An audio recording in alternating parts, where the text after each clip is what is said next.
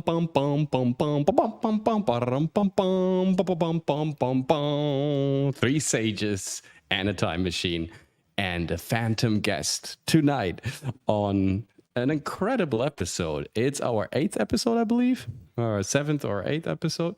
We're gonna know it. No, it's our 7th episode, of course, very fitting. And therefore, I'm really excited. It's part 2 of Was the writer of Back to the Future actually a time traveler, right? This is the second part of a huge, slightly comedic, ironic, funny, very deep kind of a deep dive into the Back to the Future rabbit hole that I personally discovered in 2015 all on my own. And since then, this topic hasn't really left me. I did some more research. I watched also some other videos that I discovered and kind of got in contact also with other creators and kind of urban legend writers and masters of this matter. And so this 9 year of unfolding and pressure mounting melting pot of knowledge and crazy stuff to talk about kind of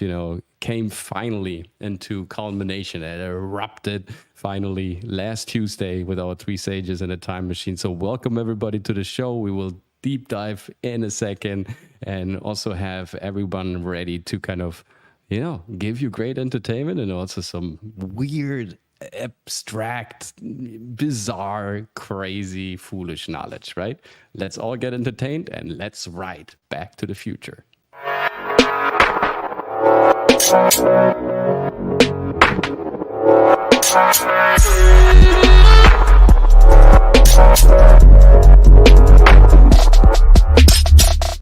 And of course, Three Sages in a Time Machine wouldn't be Three Sages in a Time Machine without the other sages. So let's welcome to the stage Dragon Slayer commentaries and Ryan Roger Ethe. Welcome, dudes. Hey, hello there, you, Coach. Hey, great to be here. I was slightly late, but thank goodness you were late on that StreamYard link. Just goes to show you're not really a content creator, Coach. Thank you so much for exposing our little inner flaws and workings. But it's nonetheless always a pleasure having you here. Ryan. Dragon Slayer, why don't you take it away and just explain who you are and where we can find you? Sure, of course. Well, hey, everybody. I am Dragon Slayer from, you guessed it, Dragon Slayer Commentaries, and I make sarcastic commentary videos on basically anything coming out of the Hollywood dumpster lately, so mostly TV shows and movies. But, sometimes there's some golden nuggets that are stuck in that dumpster that really deserve a lot of good attention, and, Sure. that we need to point out just how good they are, because I believe we can always learn from them, even if we have to dive through a sea of big doo-doo. But yeah, that's what I do, and I'm also the host doo-doo? Of the. This is how we call it now. Doo-doo. Yeah, oh, nice. Okay, yeah, okay. doo-doo. I want to be nice. Fair enough. Doo-doo, juju. Whatever works for you. But I am also the host of the Tangent King podcast, which these two awesome gentlemen are also a part of. They also love. Shocking. And like I said, Lizard, he's the Italian metrosexual sage who somehow speaks German. It's all good. It's all good. Yeah, but that's me. Okay, sounds good. Ryan, who are you? What the hell are you doing here? Well, hello, everyone. I hope you're all doing well. I'm here against my better judgment. I call it three sages in a time machine. It's more like two bullshitters with reality based, but it's great to be here, folks. I am updating timestamps for a recent show I've done with Polished Productions as a special guest. For those who are unaware, Polished Video Productions was number 3 on Mercante's hit list, below Hypnotic and Smash JT. In fact, he might have been number 2 or 3 off the top of my head. So he's someone that I would highly recommend to Hypno, to Smash JT, and to you two guys. He is a solid stand-up guy, and I'm sure he'll do well for many years to come. Fingers crossed. So I wonder if we'll have any surprises during this show. You never know. You never know. Yeah, you never know. But hey, most of the time they're pleasant surprises.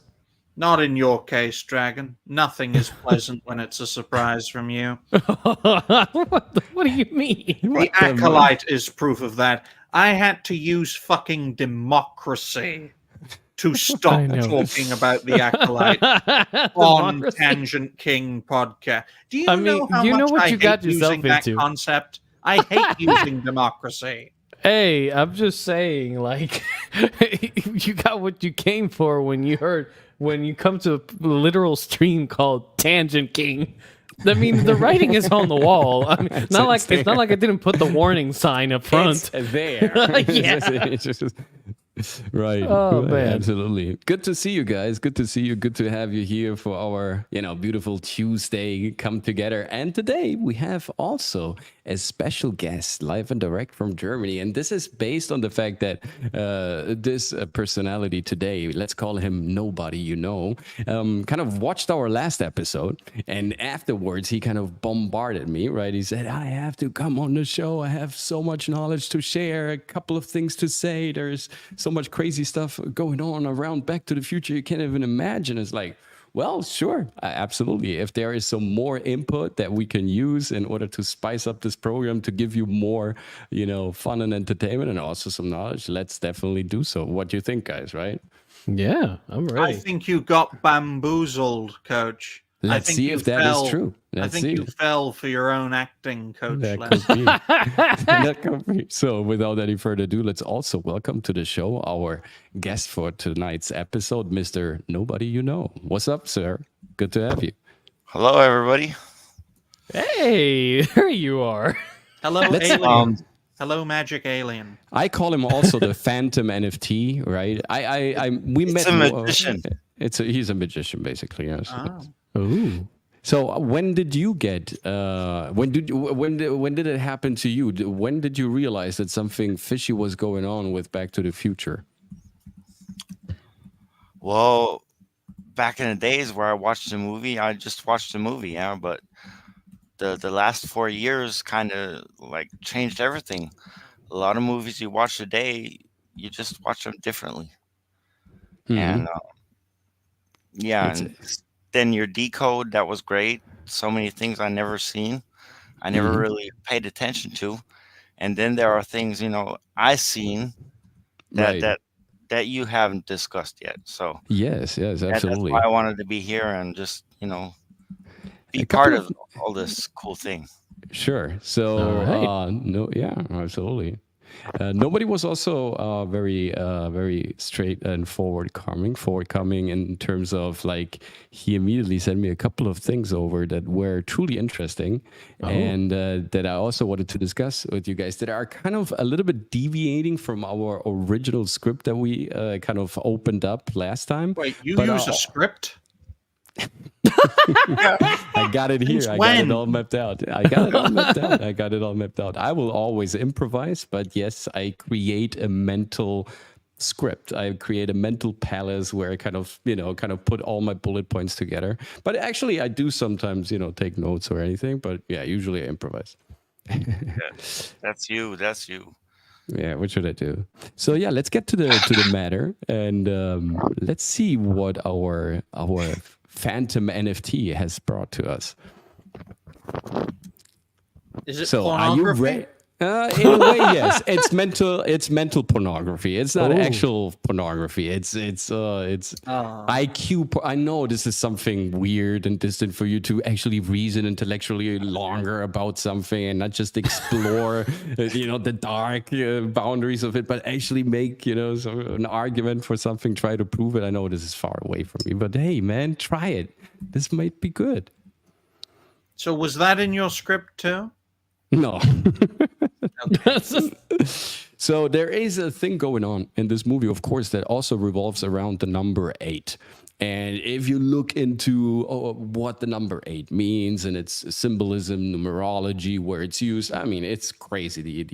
The Moebius loop. We talked about this also on the show. There is the lemniscate. It's also, in a way, it's the Orus Boris, right? It's time, of course. It is. Right. It has everything to do also with China, the Holy Dragon, the Feng Shui principle. There's a lot of stuff going on with the number 8. And yes, if we flip the 8 and put it horizontally, it's usually a sign that is perceived more for, for things like no escape, right? It's a continuum. It's an infinite loop, right? Endless. You can't. Right, it's endless.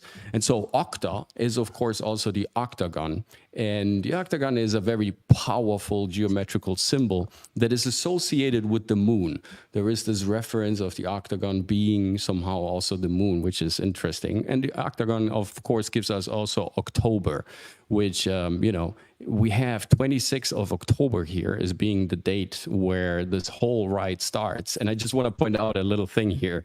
Just look at this, right? We have a column 222, which is 6, and we have the 666, right? So there's the high emphasis here that we're playing with some occult numbers. We have octagon, anomalous, right? The principles of resonance. We talked about that also in the first part. Mike, check out the video if you haven't, right? Where we talk about the whole resonance and music concept and magnetism, right? So octagon stands also to reinforce that magnetism principle. But at the same time, we have the 666 and the 6 in a column, which is also 666, and you can look this up. I don't want to do this, too much. Otherwise, we completely, deviate. But 666 in a column in the Pythagorean alphabet, right? This is the numerical value of 3 letters for the Pythagorean thought school, right? From the south of Italy, from the Greek philosopher, and one of the greatest researchers and scientists that the world has ever seen, right? Pythagorean school of thought is also a pre-Freemasonic lodge, if you want to call it so, right? You have initiates, you have adepts, you have novices, you have the neophyte, and the whole principle that later was adopted also by Freemasonry school. So in that alphabetical system, 666 in a column is FOX, which is ironically the Fox, Michael J. Fox. So again, this is crazy, but I don't believe that there's any coincidence here. So nobody, what do you think about this? And what have you brought us here anyway? I mean, this is like quite interesting also what your picture says. Well, here. I didn't just get the connection that you just said with the fox, the 666 and the fox. Right. If you look it up, like Pythagorean alphabet, this is the way it's constructed, right? FOX, FOX are in a column. It's the 6th letter. So octo, 2 and 6. 8 is 2 and 6, which is October 26, right? And you have to drive 88 miles. Now, here's the thing. This movie is an alert, right? Supposedly, allegedly, we don't know, but it's kind of popping out here just to remember the first time Marty McFly comes to this mall, which is the J.C. Penney Mall. You might as well also look up J.C. Penney, who that guy was. Is one of the highest ranking Freemasons, right? We have another link to that. One of the biggest Freemasons on the west coast of the United States. He was a Grand Master of the 32nd degree. Really, really, really powerful guy. He's not just... So this whole ground belongs to J.C. Penney, right? In the photograph and the shot and the frame that we can't see now fully on this here. If you want, I can show it later. So that means what Zemeckis is telling us. And look also at the floor. Of course, it's wet. It's Hollywood. They always wet it. But it's, this big, dark square that belongs to the Freemason. And here, Marty, the fox, the 666, the devil, if you want to call it so, arrives at 9/11 at the Twin Tower Mall, at the Twin Pines Mall. The Pines were always associated with the towers. And we're going to also, guys, by the end of this video, really stick till the very end of today's presentation. We will drive you nuts. There is, of course, also a second part to Back to the Future and a third part. And we're going to sneak peek into the second part and also maybe a little bit into the third part. Maybe we're going to have a third installment of this episode. I don't know, of this show. I don't know. Let's see. But by the end, I'm gonna part. Sorry. Yeah, I think the second part is the best one. The second part is definitely a very good installment. I love both. But of this show today, we're probably going to wrap it up today. But maybe if we take this too long, maybe there's going to be even a third part. I don't know. Let's see. But we're going to definitely look into the second movie as well, because we get more hints to what Zemeckis was actually writing. You have to see this old filmmaking. If you look at Kubrick, Hitchcock, all the greats, they were writing movies on multiple layers. It's not like today, guys, right? They were writing multiple movies at the same time. If you look at Shining, if you look at all the Kubrick movies, right, you have so many different narratives. You can apply so many decodes. There is so much more than the actual story. And we find this to be true also in this masterpiece, one of the greatest movies of all time, Back to the Future. Interesting also, from 9/11, 2001, this is the event that this movie predicts, to October, 26 in 2023, it is exactly 8,080 days. Yeah. Or 88 miles. So in the movie, why is this important here, 2023? I will show you in a second. Just keep this in mind. We get to it. So Marty McFly travels from 1955 to 1985, right? And here we have, 1955, which adds up to a 20, and 1985, which adds up to a 23. So since in this movie nothing is a coincidence, we're going to explore that really quickly a little bit, what he wants to tell us here about 2023. Let's remove this for a second. Here.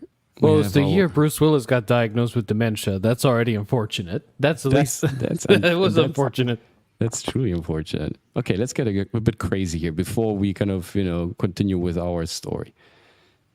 So this is what nobody sent me. Oh. In 2023 to 2024, we have the 70th Jubilee since the crossing of the Jordan. Why the 70th? You might ask. I mean, it was a long time ago. Because we have Jubilee times. So there is another time counting. And that means that it's exactly 490 Jubilee weeks. These is 3,430 years since we entered the Promised Land. So Israelites crossed Jordan in spring of 1408 BC. And using this standard 49-year Jubilee, this is always, a Jubilee is every 49 years, the first Jubilee therefore occurred in 1359 BC, and the 70th is on 2023. Oh. And so therefore we're closing another time cycle with this movie. Yep. Let's just... okay. You want to say so? Oops, here we got him again. Nobody, tell us a little bit about that. What do you think about that? Well,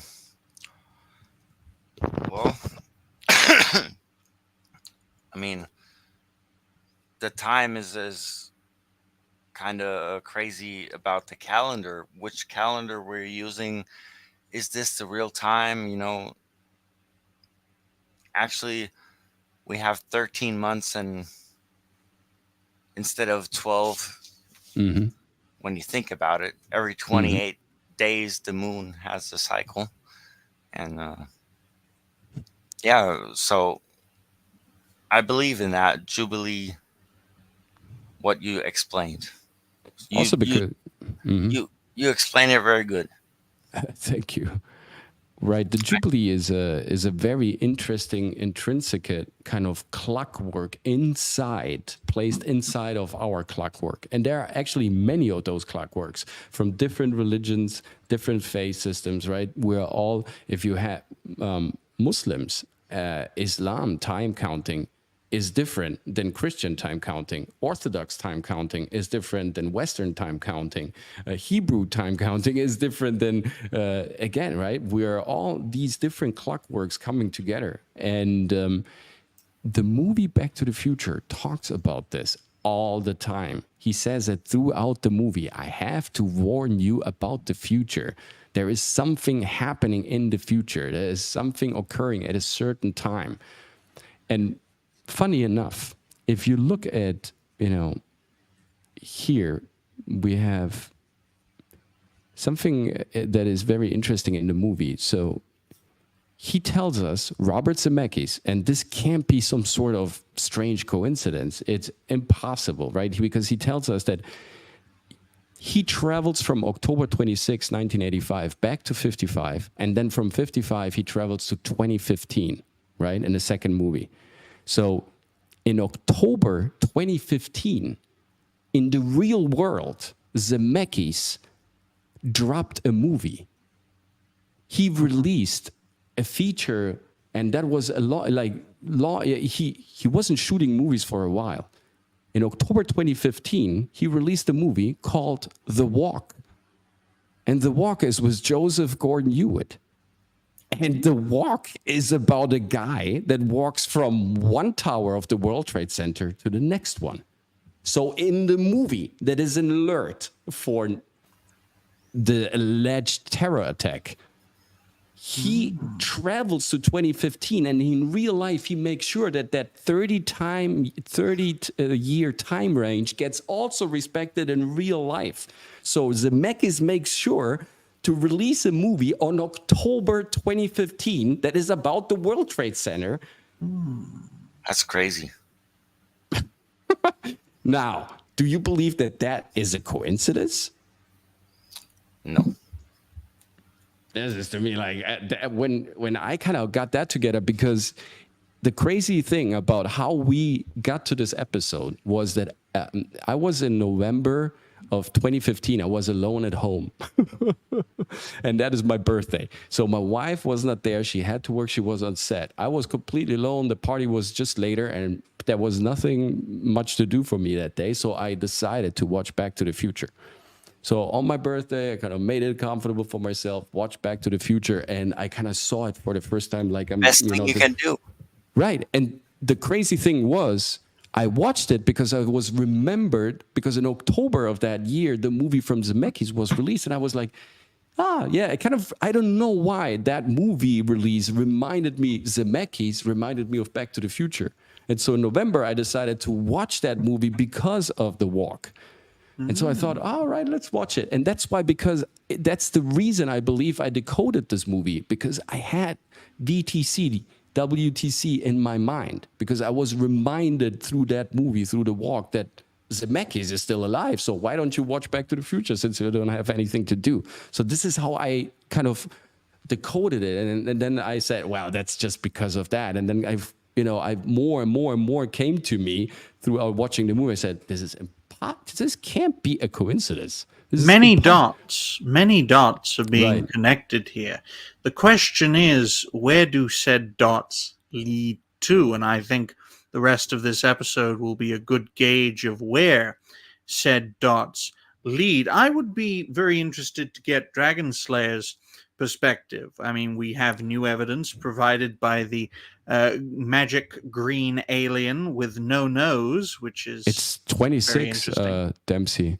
26, not 28. Just to refer to the comment here. So he says, not to be a downer, but 8,080 days from October 28, 95 is 12th December 2000. No. It's not because of that. I show you again what I mean here. It's really interesting. And then we get back to our usual madness of maths was never my forte, folks, especially high maths like this. You mean this is wrong from calculating it? It's exactly from 9/11 until the 26th of October 2023. It's just a mixture of dates, ladies and gentlemen, a minor error. This is what happens when Europeans and Americans debate a deep topic. It's like shallow water meeting deep water. Oh, wait. Dempsey did say, Dempsey did say at the end, he says, I retract my statement. I was working from the wrong point. You're not allowed to retract your statement. You are American. How come you know? How come you know he's Hmm? How come you know he's American? I know a lot of things. He I knows sound a lot of things. I sound American, but I'm actually dual citizen. Ah, so you're a Dual globalist. citizen, a hybrid. Not a He's a globalist. hybrid, right? He's a An muggle. American. He's a an muggle Amer- blood. An American German living. An American living in Germany is like, oh, I don't know, a Russian living in Mexico. It doesn't really make much sense. I mean, Russians living in Mexico does make sense. I mean, everything is cheap. Shut up, Dragon Slayer. I'm just saying, okay? I live there. Well, Please continue, Coach. Okay. Oh, goodness. let's go on. Let's go on. Here's another thing that I've kind of realized, right? So when Doc Brown gets attacked, right, on the Freemason Black Square, he gets attacked by the terrorists from Libya, right? He gets shot. Oh, yeah. Okay, at 9/11, the terrorists will shoot, and later on, Marty McFly also says, you will get struck, or there will be something, right? You will be shot in the future. So the terrorists, you can see it here, and the terrorists, they will come, and what you see in the background is a film booth. Let me just get to that really quick so you can see what I mean. There is a film booth on this black square where the terrorists come by, and let me just open up the pictures here so I can. And there is a movie where Marty McFly, like a movie theater where he flies in, and in the third part, he's coming out of a movie screen. So there is this idea that everything happens on a screen. Everything is a movie. Everything is a film. It's played. It's not real, right? Even in the second part where we'll go today, there is this idea that, they will look at the screen and the whole family revolves around that screen. It revolves around, what's happening while watching this movie. And it's always somehow this idea that this is all played, not real. And Just like real life with presidency and politics and all that shit. So it's a big movie we're watching right now. It is a big movie, yes, for sure. It is a big movie. I think it was quite a commentary, because people don't seem to realize it, but back in the 80s and even the late 70s, it was actually quite common for a lot of these directors to put in their own little hidden messages, like they did here in Back to the Future when they wanted to talk about their worries about where things were going. And I have to say, Escape from LA was not a fiction. That shit turned into reality. Right. And Demolition Man too. Like absolutely. Yeah. So they have to tell us in order to do it. And that's true. So this is the fire. This is the film booth, and funny enough, of course, the film booth is called L, like of course the god of fire, right? This is L. This is the film booth from the when the right, and it's here, the fox on there, right? and we have the red fox, of course. This is the second thing that is truly amazing.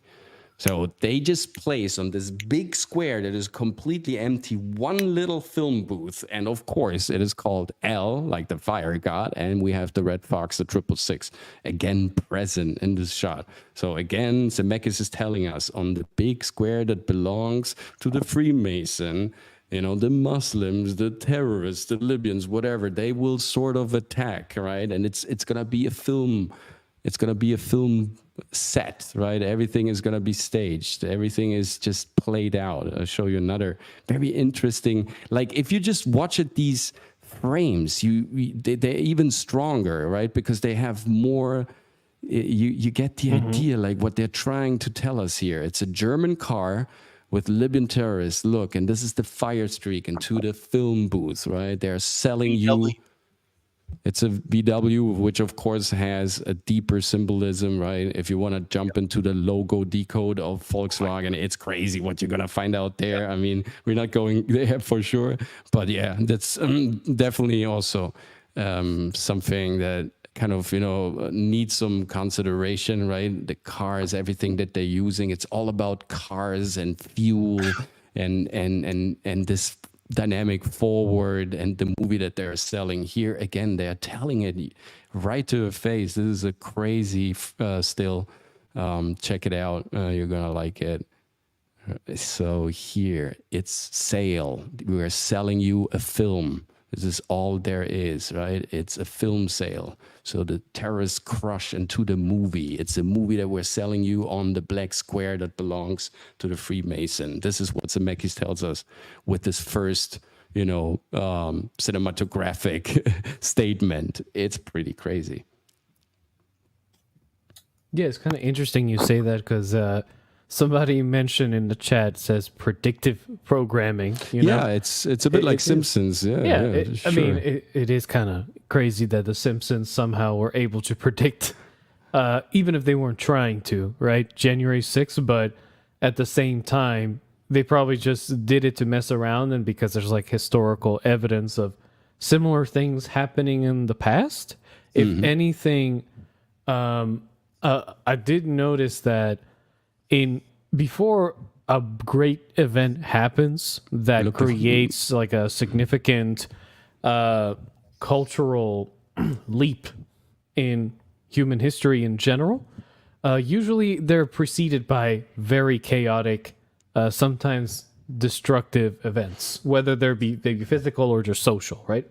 And like, for example, this part right here, like the Assembly of Christ, okay? Again, a movie theater. Yeah, right? movie theater, but especially is that this is a church that's probably using the movie theater probably as a way to protest against the concept of, which existed at the time, mega churches, which were becoming at that time period extremely popular, and all these preachers were coming out of the woodwork trying to sell you Christ, when in reality they didn't even believe half of what they said, except in your money, of course.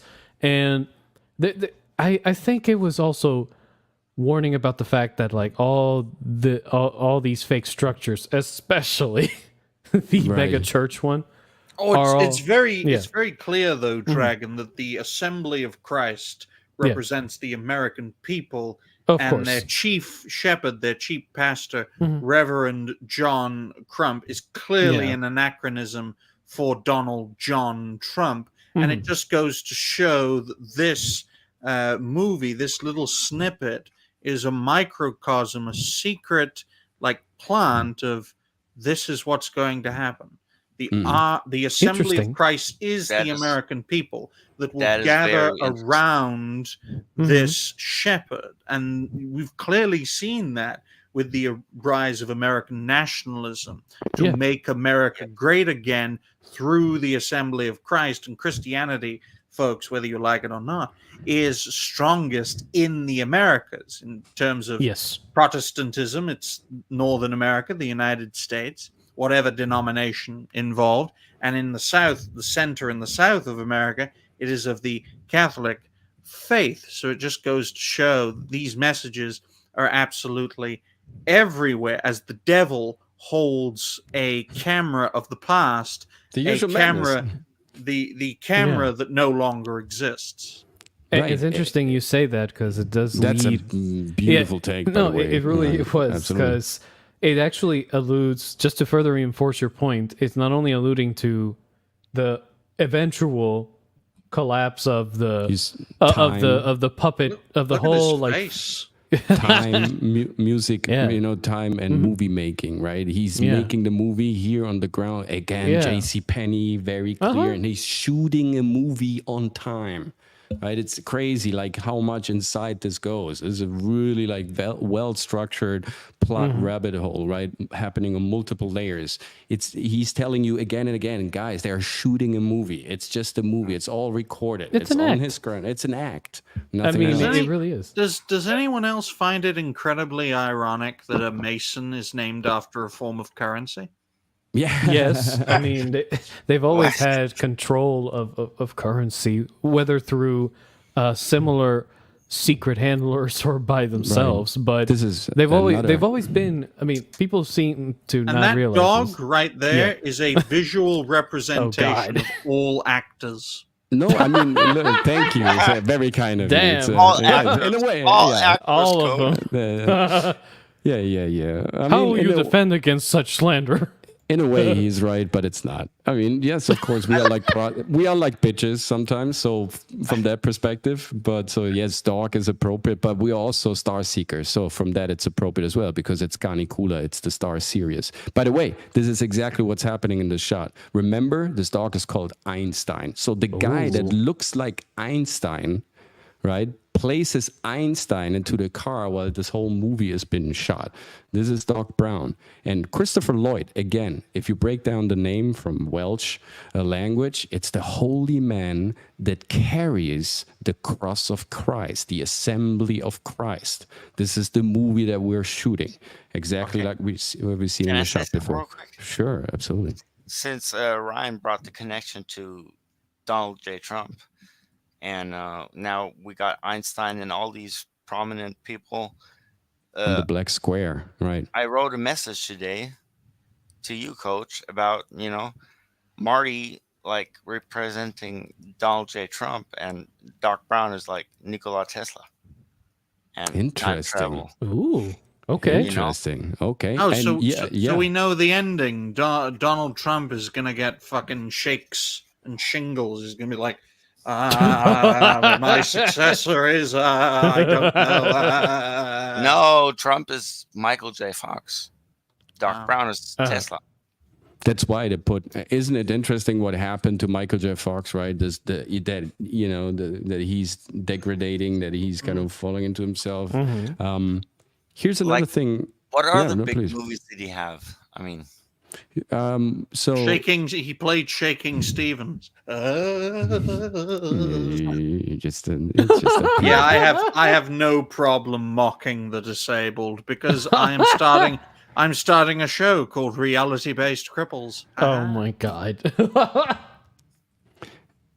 This is again like spinning off from that golden jubilee idea that there is this time cycle described in Back to the Future that kind of points to the jubilee in both terms, also of the creation of the state of Israel, but also to the crossing of the River Jordan jubilee. So that is incorporated here as well, just kind of to give you that little beautiful nugget. And here we have something interesting.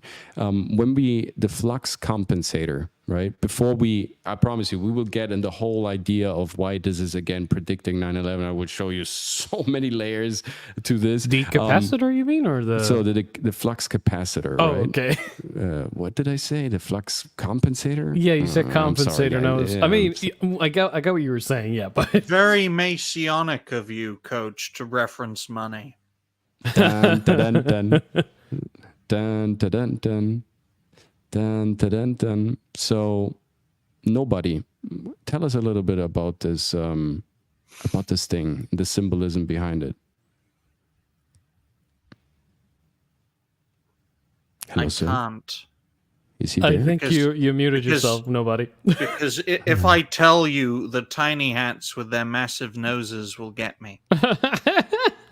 Wait, they will get you for saying that? What Yes, about the for other saying stuff that you this stepped in is- for? For saying that this is Exactly. for saying that this is the source of unlimited power, and if we harness it, all of their coins will fade away. Oh, Sorry. dude, people have already done that in the past. The only There we problem go. is Go on, Go. nobody. Speak your piece before I get shot by people. but like I told you, Coach, this is like the symbol of, Jesus being crossed. Mm-hmm. But it's also another symbol, right? I mean, Yeah, if you another look at it's actually two symbols, multiple symbols in one. So at first, this is a triskelion. So that means triskelion is a point of nucleus where we have three branches that are, spawning off from the nucleus. It's a geometrical, beautiful body that, of course, was discovered by the Greeks. And so the triskelion also represents a star system, but the triskelion means this. It's like the Mercedes-Benz star, right? It's unity through the three.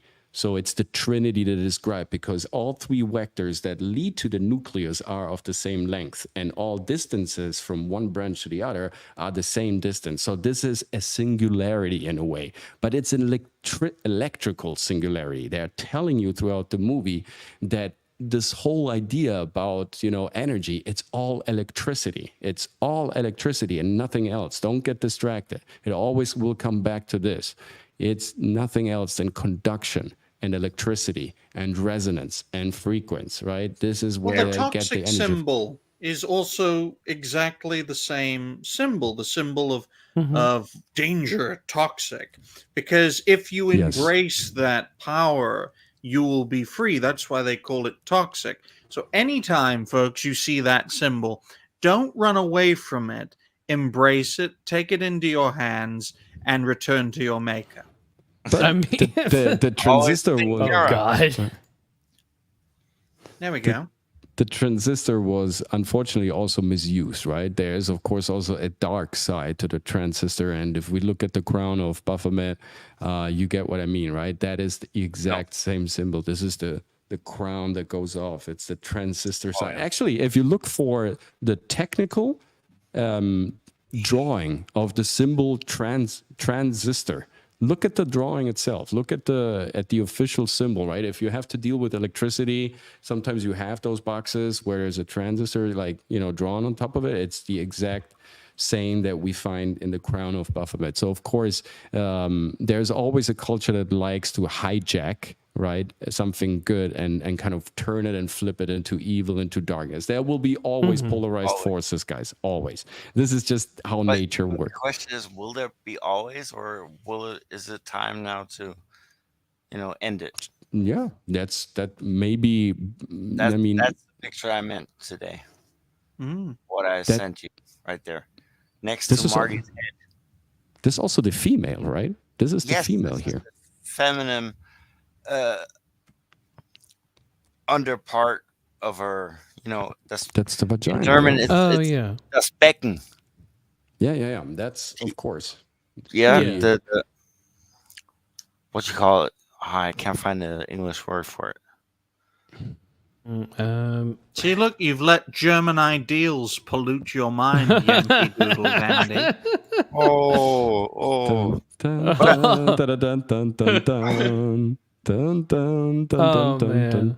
That's like if I went to Israel and forgot how to speak English. It's like, what the fuck? And you know why I gained the American citizenship?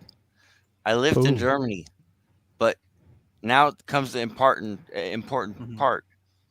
The base I lived in Germany was American property. Oh, okay. So, can you tell Coach that nuclear weapons exist, please? No. We're on this again?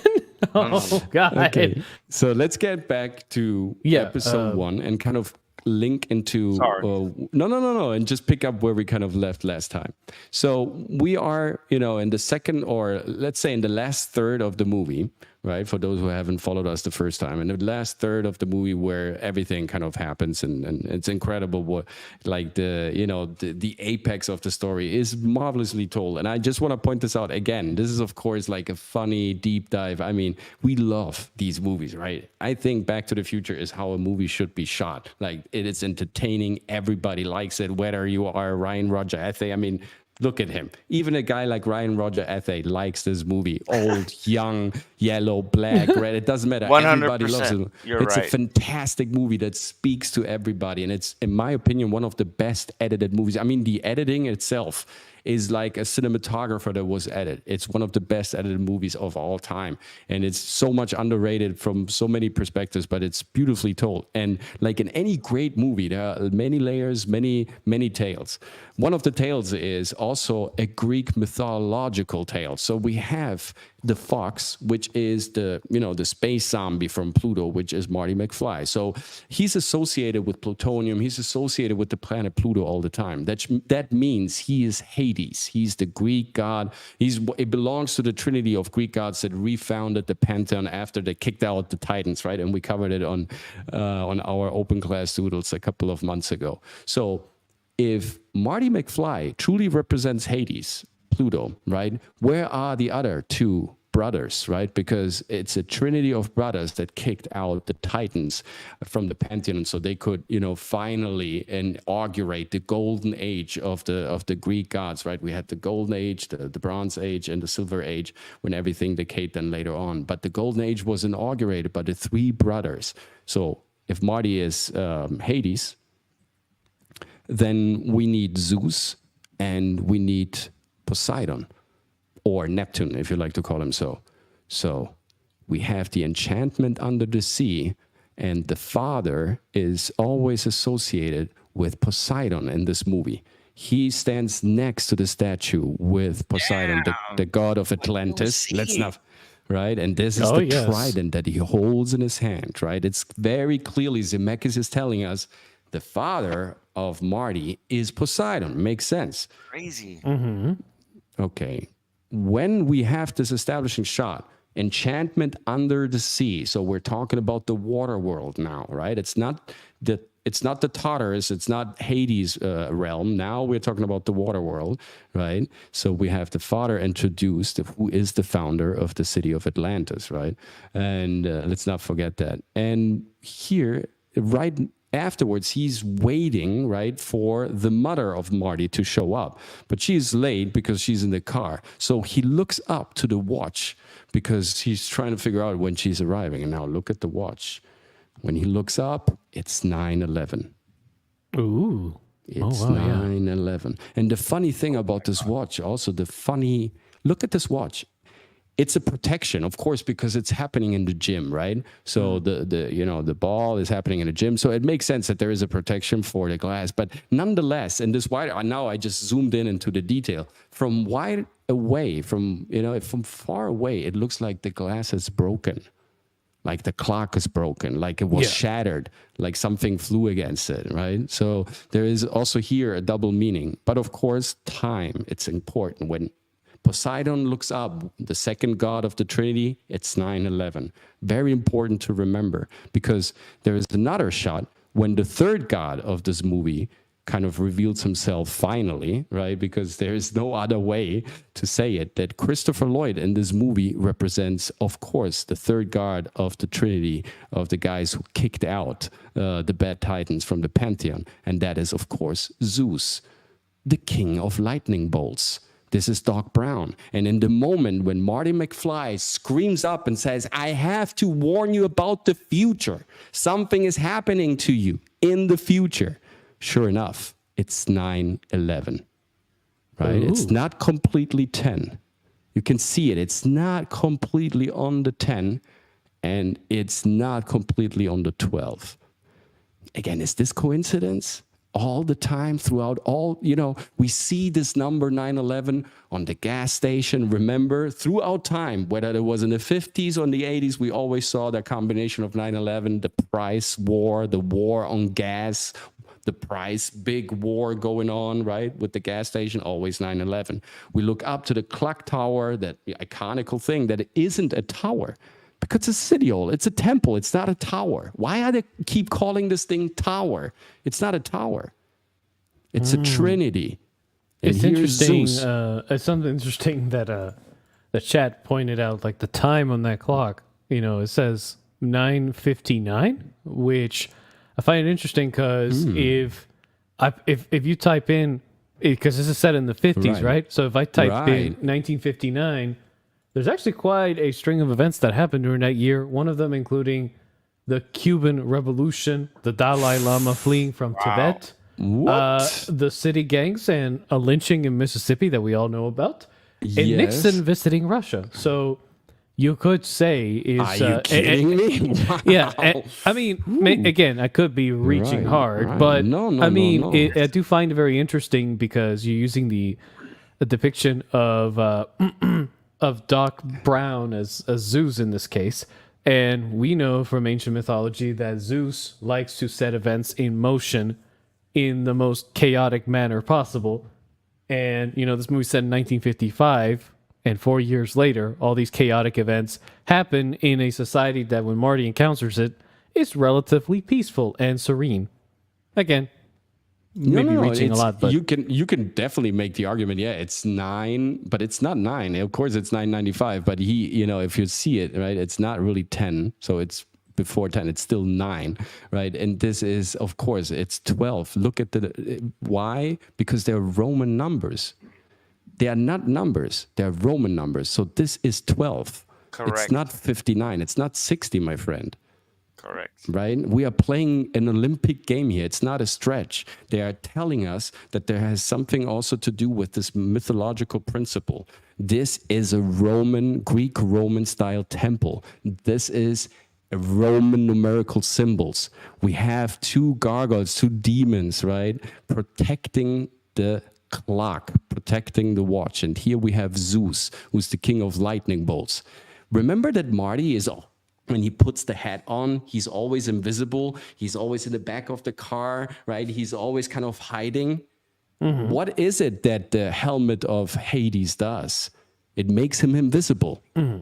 This is exactly how Marty is. What is it when the Polaroid, right, kind of vanishes and he turns from visible into invisible on the photograph? That is his reference, whether he's dead or not. That is Hades, the one that gets invisible. It's pretty clear. And then there's the enchantment under the sea, where the parents need to meet. They need to kiss. And we have Cupido in the first movie when they are kissing in the background, right? Where the adult cinema that's called Cupido. So we have a Greek Roman temple. We have the Trinity of the gods played out. When they first kiss for the first time in the movie, we have Cupido, Eros, another Greek god in the background.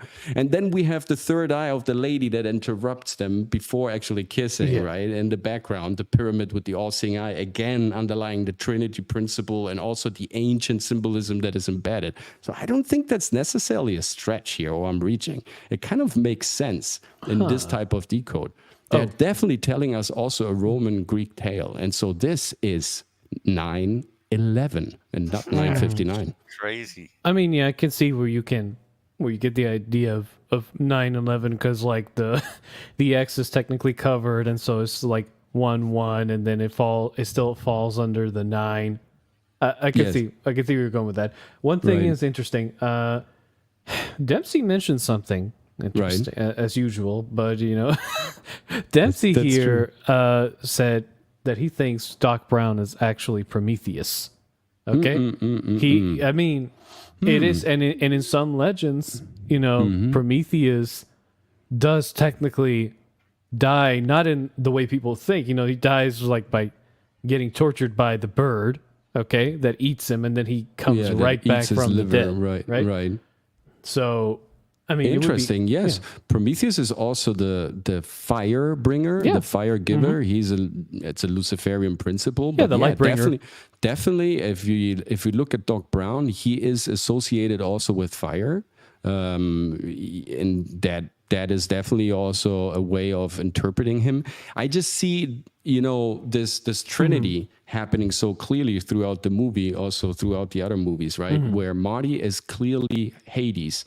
And Doc Brown is the lightning. It's the wiring. It's electricity. It's current. It's the transistor, right? There are many kind of factors indicating that he's more on the electricity side. So therefore, it's lightning bolt. And he actually, in the last scene, we can even look at it, right? I mean, he just walks down the fire aisle with an invisible flame or torch down, right?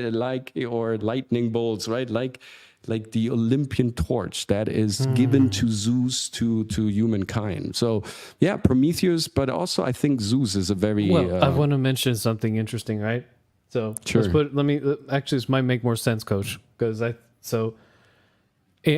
actually can see why Doc Brown leans more towards Prometheus than Zeus, but I'll get to the point regarding Zeus. But in terms of Prometheus, I mean, throughout the movie, Doc Brown, at least in Marty's time, is one that wants to help the young human out by teaching them how to travel back in time. He's obsessed. He has harnessed this energy that basically gives him power over time, just like Prometheus had access to fire, which is the source of all civilization, right? Is what mankind learned to acquire before becoming civilized.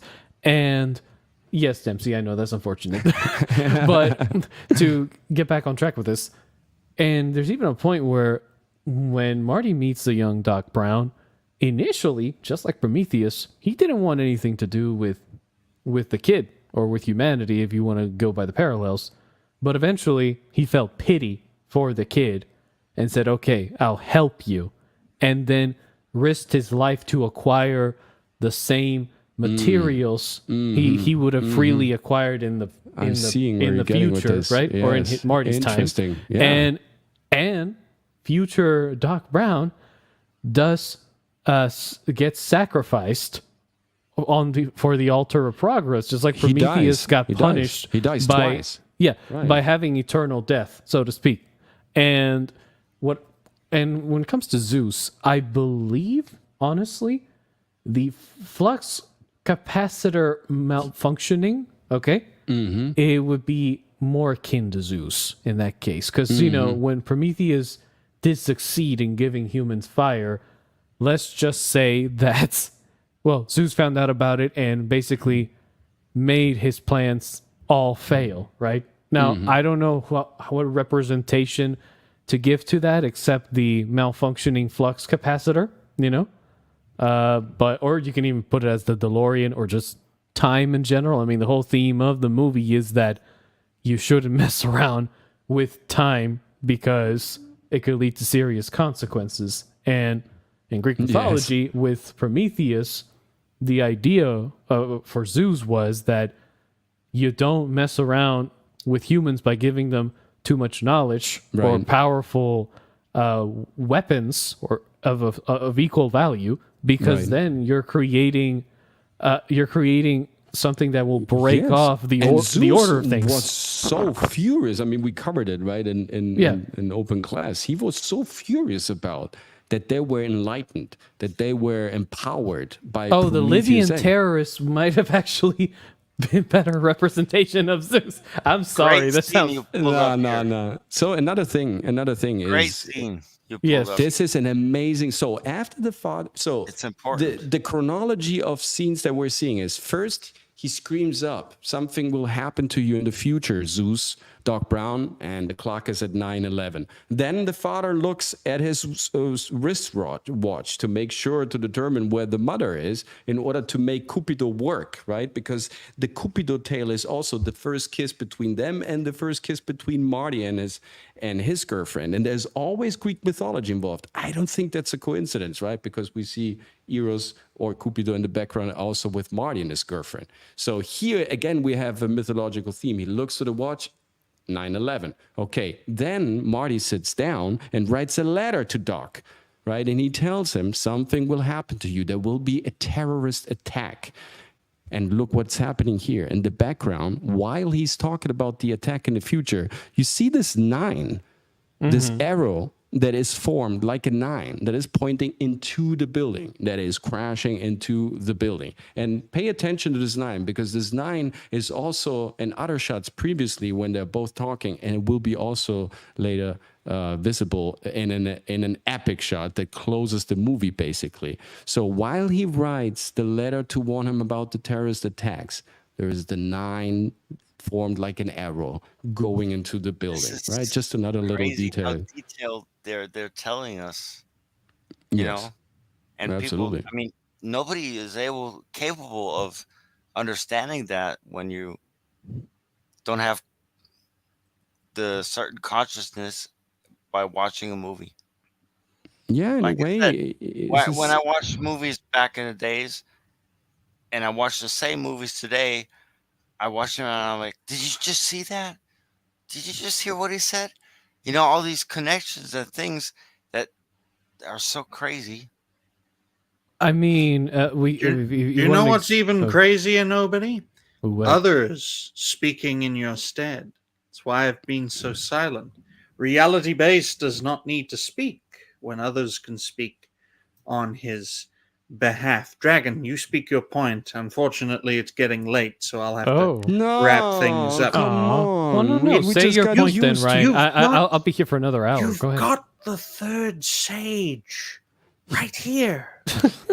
You don't need me. I can easily promote you and have others speak on my behalf. Okay, That's the power. That is the power of the creator right here. My mindset can literally spread into others and they can speak in my Dang, stead. it's like the Borg. Well, an organic version. But I will say, ladies and gentlemen, the more deeply people think, the more we can have creative thinking, the better, especially in regards to great movies and great franchises. We need that deeper, more critical thinking, especially among Americans, for obvious reasons.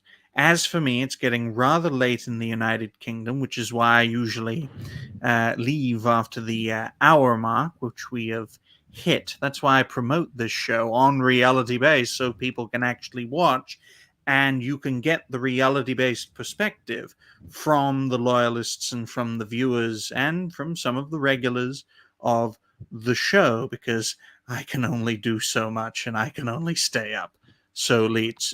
So, Coach Dragon, we understand. it has been absolutely a pleasure. My good man, who's a bit German and a bit American, best of luck on your creator journey. Hopefully you start, and hopefully you get great acting coaching from this great gentleman, and you can be better at monologuing than this gentleman. Fingers crossed. Hey, So, thank you so much. I best be off and let the three sages fuck around with a time machine. Let's see what happens. Have a good one. Bye Thank for you, one. Simon. Bye, blooper. Bye for now. Auf Wiedersehen. Auf Wiedersehen. Es war so schön. Kommen Sie bald wieder rein, denn etwas Schaum muss sein. and I'm the only one lost in this song. Und heißt es Bühne frei, dann sind Sie mit dabei. I want to show you something also very interesting here. So By the way, Dempsey did say something interesting. Marty might actually be more closely related to Odysseus, actually. If we think about it, it's an Odyssey. It's an Odyssey, but just like Odysseus, he was just on his way to just do a quick errand, just like Odysseus was just doing his duty by just going to war in Troy, and then afterwards he was gonna, Marty was gonna return to his girlfriend, Odysseus to his home, back to his wife and son, and of course things took a big detour because.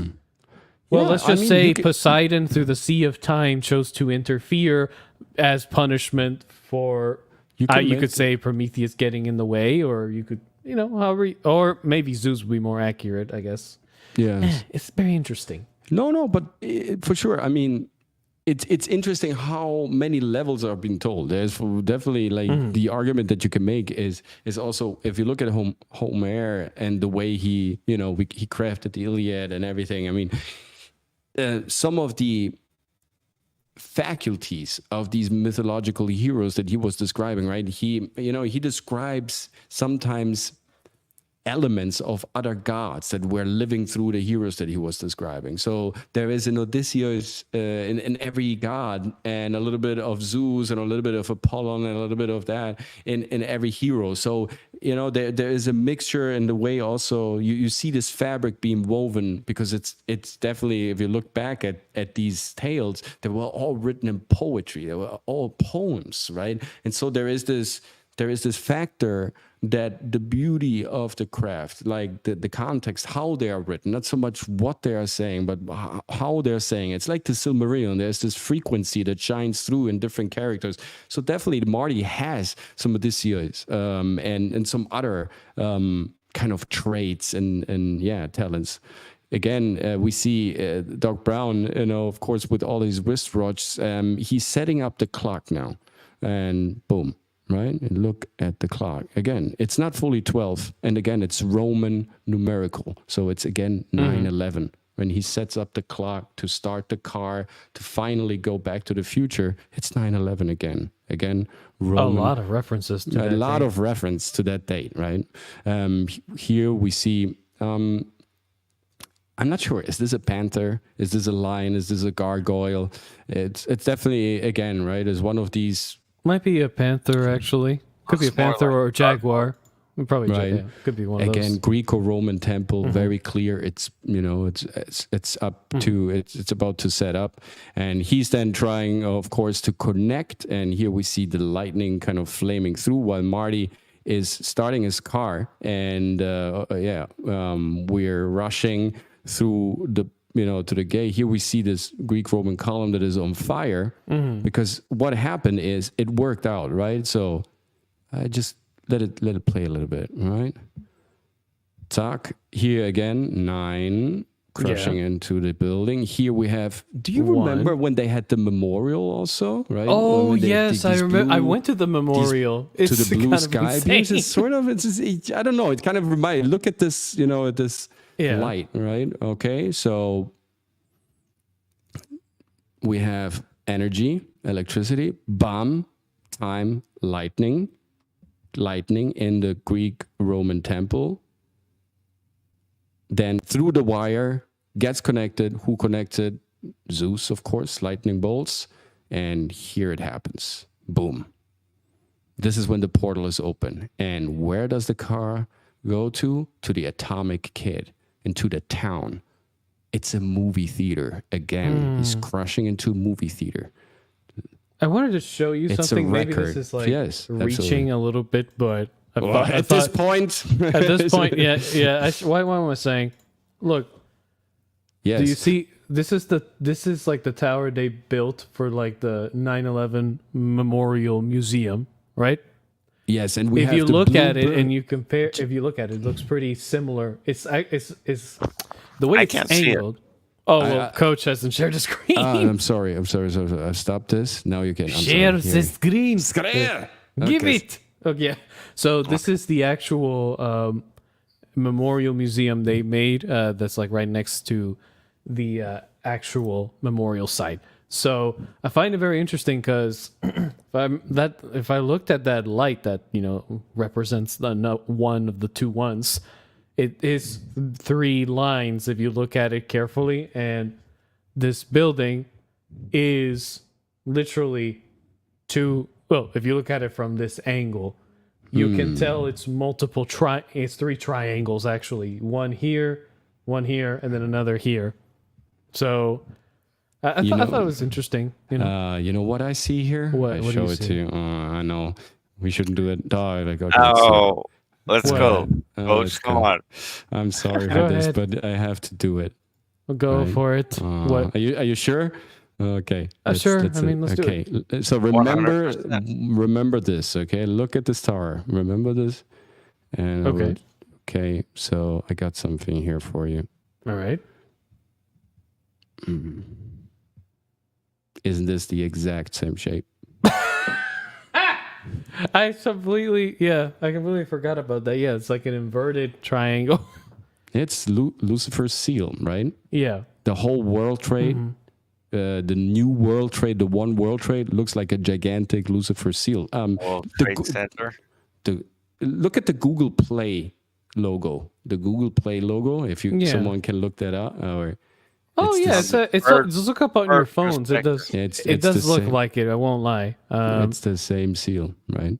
Yeah. And also to your point, Galaxy Stranger, look at this.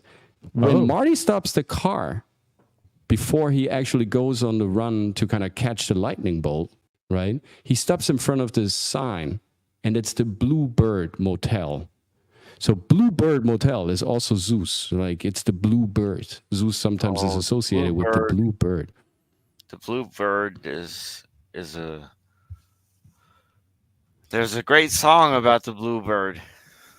Yeah, the bird. Oh. And it's like generally bird is God, right? The ascending bird, like Garuda, the Columbia, Christ, everybody's associated. Zeus, everybody's associated. Bluebird on my shoulder. Very cool, man. You're a Zeus. Dun, dun, dun. We got very prominent visits here. Right. So he goes through the portal. He goes back into the future. And guys, you can't make this shit up. It's crazy. So Doc Brown behind here, it's a record, right? It's a record. Again, it's entertainment, record, movies, right? So Doc Brown can't believe his eyes, right? It worked. Yes, car disappeared. Boom, it's not there anymore. Okay. So he stands up, Zeus stands up. Will the real Zeus please stand up? Please stand up. He looks up and we have this Corinthian column, this Greek-Roman column, right? Here again, we have the fire torch, the Olympic torch, the Greco-Roman numerical symbols, and the temple in the background. Zeus is looking up to his temple, looking back. And now look what he does with his right hand. Pay attention to his right hand. This is really crazy. Okay. He lifts his right hand as if he's holding a torch. Bam, boom. Yep. Now, you're right. The camera is Correct. panning up while he is carrying the Olympic torch. And this is the final shot. And here we have the 9 on the left side. And then 11. Yeah, I do. On the black ground. I saw it too. Yeah, I was like, whoa. This is fucking crazy. And it's crushing into the building. 9/11. And here's another thing. And The interruption, right? The interruption of the fire grooves. Remember that in the beginning when Einstein came back, the fire grooves were consistent. They were permanent. They were not interrupted. So here, all of a sudden, we have these 2 little breaks of the fire grooves, right, on the ground. And I think that was on purpose, because now when the camera is panning up, coming to its stillness, we see this fire wire crossing the twin pillars, right? Forming a gigantic letter H, which is, of course, the 8th letter of the alphabet, referring also to 88 miles. But yeah, going back to 88, yeah. the logo, the 2 lines that are looking like an H, that is the zodiacal sign of the twins, of the Gemini. 9/11, the twin towers in the town.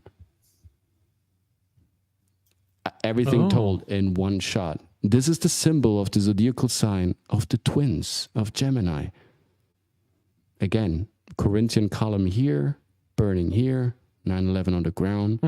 So it's clearly that they're also telling us this tale, right? This mythological tale, but always inserting also these twins, brothers, Twin Pine Mall, the Trinity. Everything is kind of coming back. The Holy Trinity. Yeah. Now, It's interesting because Yes.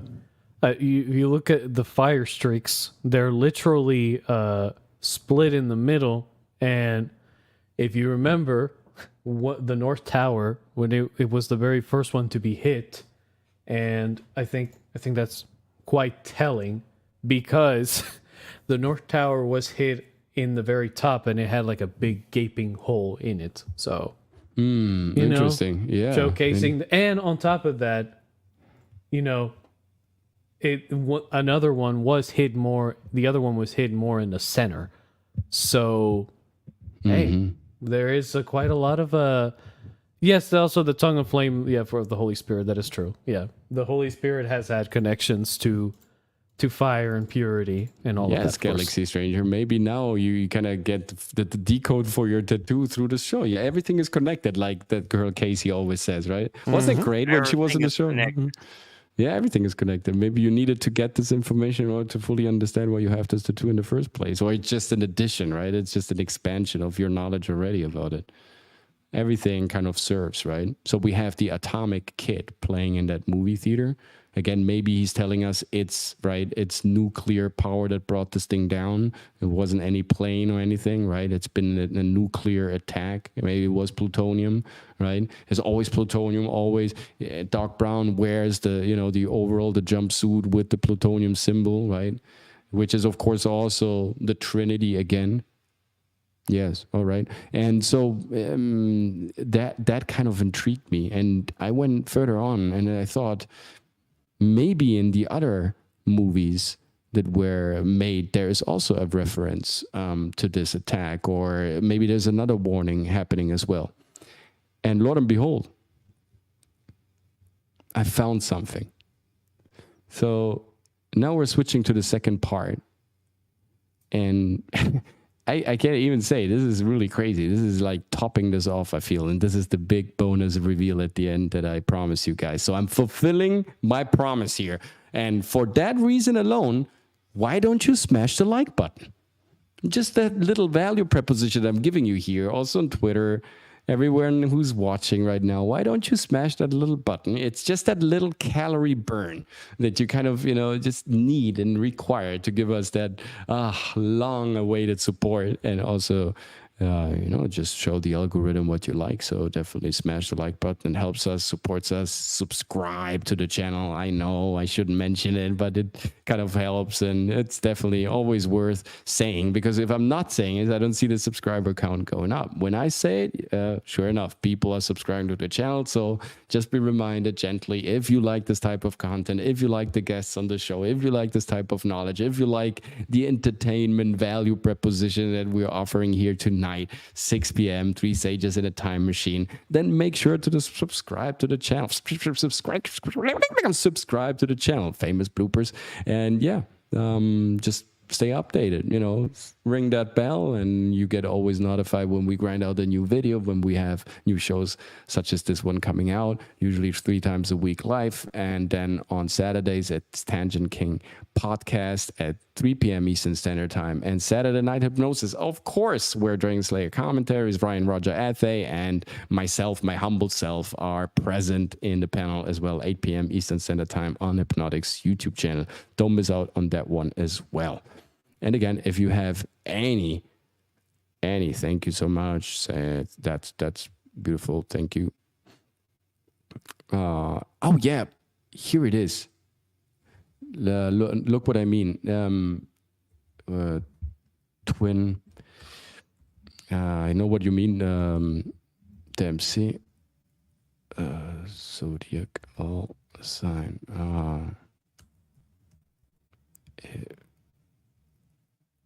Gemini. So,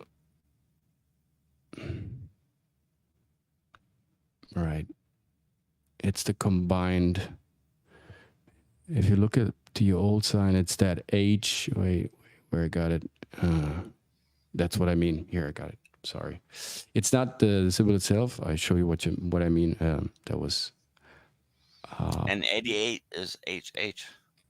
Yes, 88 is HH, which of course, if you go into the deep web, right, you will find a lot of references where this is coming from, 88. Let me see here. It's twin zodiacal sign. Yeah, here I got it. Just want to show you what I meant. If you look at the sign itself, right, if you look at the sign itself, right, Gemini it looks like an H, right? You have that one horizontal groove. Can you see it, guys? Now you can see it. Yes, you have that one horizontal groove, right, that crosses the the double pillars in the sign. The symbol H is Pisces, but Pisces is Christ, right? So that's interesting as well, and in a way it's also connected. So that would, in a further stretch way, make sense. But what I meant was that the actual constellation, how it's placed in the sky, it looks like a giant H, right? Gemini. So he was referring to that. You see the two parallels that are crossed by that horizontal groove. This is what we see also in that last shot. Sorry. It's good. It's good that you guys are checking on me. I love that you are really following and kind of doing your research and not just, drinking the Kool-Aid. I love that. Absolutely. Sometimes also because it's my third language, right? I'm juggling sometimes with the terminology and it's not always spot on. So definitely do that and kind of remind me if you or see something or point something out. I love that. I want this community to understand that even though this is funny, even though this is, of course, it's just, thinking loops and holes into the metaphysical fabric in which we are embedded. It's just, it's an exercise for our mind, right? That doesn't necessarily mean everything is like spot spot on and it's exactly his way. I'm just putting stuff together in order to, you know, just inspire us, ignite us, illuminate us, give us new ideas, right? Go into different directions. And like, I feel like this is the duty of an artist to ask sometimes ridiculous questions, to have bizarre thoughts, to be abstract and even eccentric. I feel like every great artist has the duty to be so in order to really research his art, not for narcissistic purposes or means, not just to reflect himself all the time, but kind of to expand his catalog. So these thought experiments that we practice over here, right? They are in between conspiracy theories, urban legends, and funny loopholes. But definitely, I'm trying to be as accurate as possible, right? And the amount of time that we also have at our disposition throughout the week to research the stuff, and also, you know, of course, when I do my own research. So definitely check me also, you know, always up. I love that where we have that truthful exchange, that great conversation. Yeah. But this is what it actually means. Yeah, this is very interesting. H for Hyperion, the Titan god of heavenly light and watchfulness. He's also considered one of the 4 pillars of the cosmos and the father of lights of heaven, including the dawn, sun, and moon. And do you remember, Pat? I don't know if you've been already like following this channel. In the Open Class Doodles episode about the first age of the Greek gods with Dragon Slayer, we dove into the concept that Eros or Cupido, like he's also present in this movie, he was there before Zeus was there, right? Rhea formed with Eros, with Cupido.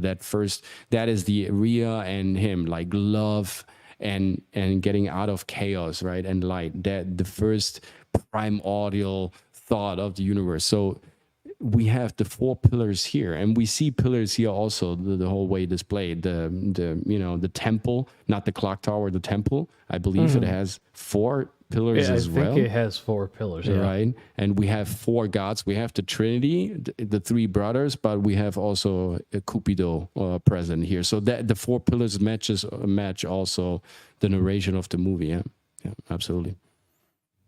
All right. Yeah, 4 columns of light on that theater. Yes, 4 columns of light. Yeah, it's very good. Ooh. Wow, I didn't even see that. Wow. Yeah, wow. That's crazy. Absolutely. Let's dive right into it, guys. I love this episode. Let's see what we have in store here. 1, 2. Interesting. Well, the 4th pillar is probably on the left. It's just not in view. It is on the left. And, right. you know, you do have the pillar of the... we have a better picture, definitely. You know, the pillar of the Olympian flame or the all fire, you know, the everlasting light, so to speak, of Olympus, representing its power. Yeah, I thought that was actually very interesting, because they make it clear. Please get ready, because now your mind will be truly blown. Okay. Right. So we accumulated all these hints, right? The twin pines throughout, you know, our first part. Please check it out if you haven't so far, where Marty also kicks over the first pine. We have 2 pines, 2 always present, the 2 pine cones that form the entrance gate to Hill Valley that was built by Lion Estate, right? So we have the estate idea and realtors and investment and business, but the 2 pine cones were always representing the 2 towers here. And so in the second movie, in October of 2015, according to the Back to the Future timeline, you know, they need to visit them in the future. And, you know, his girlfriend wakes up, Marty's girlfriend wakes up in his future apartment, and this is what happens. I and this get is married in the chapel. Oh, love. Right. She's completely devastated. Let's turn this down. Everybody thinks that she is the mother, of course, right? Now, look at this. I was like, when I saw this for the first time, I was like, what the fuck is this? This can't be, like, you can't be serious of just doing this like in this way. Let me put this as big as possible, right? So you can really enjoy the ride here. And I'm going to do also some cinematography talk here, so you understand fully the enormous proportion of the shots that are about to come. Okay, so she's completely scared about the future, right? And she wants to go to the door. Here you see a fire extinguisher, a very old school fire extinguisher, and I'm sorry, right? Why wasn't there a door knot? No, it gets really funny. So they come down. Was there someone here? Nobody there, right? This is the future. Okay. Trying not to get striked. Now she is here in the closet, the cabinet. She looks out, and now something interesting happens. There is someone coming in, hovering in on this device that is flipped upside down. Now, in the whole trilogy of Back to the Future, there is no one character except this character flipped upside down and, kind of talking and acting out, right? This is the only time this happens. When a director does something like that, what he actually wants is he invites the audience to see the following scene from the perspective of the one that is out of context, right? If you shoot a scene where something is obviously out of context, this is usually where our director is pointing at. Is like, you have to kind of see it from his perspective to understand really what's coming on. Okay, so the guy comes hovering in, and it has a malfunction. It doesn't work. The whole, this girdle, this hovercraft anti-gravitational belt doesn't really properly work. Okay. So come hovering in. Again, we see this weird fire extinguisher here, very old school, very unusual, right? We have this modern anti-gravitational, belt, and then we have this 1980s, 1990s type of yellow fire extinguisher there. Yeah, yellow. Why yellow? They're Why normally yellow? red. Right, they're usually red. And yes, he's flying at the same time. He's explaining all this stuff. Oh, this is what we do here in the future. We need to save the universe, right? Things are about to happen that shouldn't happen. This is all brutal. Marty, you have to help me. That's interesting, where they fly back Yes. in time. I mean, where they go into the future, and then Doc Brown says, "Where we're going, we don't need no don't need no roads." Exactly. So what is going on? No, this is you can't even imagine. This is a catastrophe. Okay. Oh. So we missed it. Let's do it again because it's so fast, unfortunately.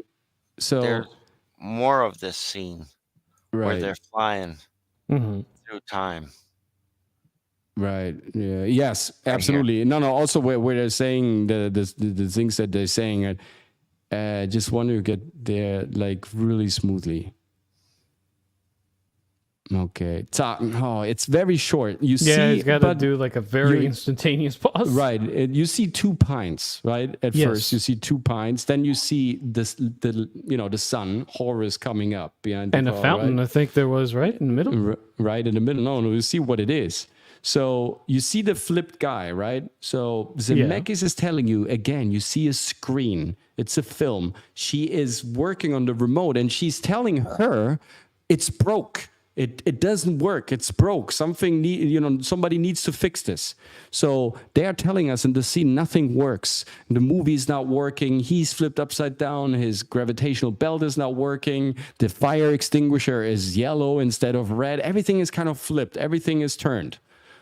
Then all of a sudden you see it. You see the Twin Towers in the back on this, and it's not working, and so the picture is kind of juggling up and down. It's collapsing up and down, and the filmmaker here wants to see you. And then of course we have the mountain, which is another occult symbol. The filmmaker wants to see you the scene from his perspective. So from his perspective, he's seeing how the towers are collapsing, how they're crushing down.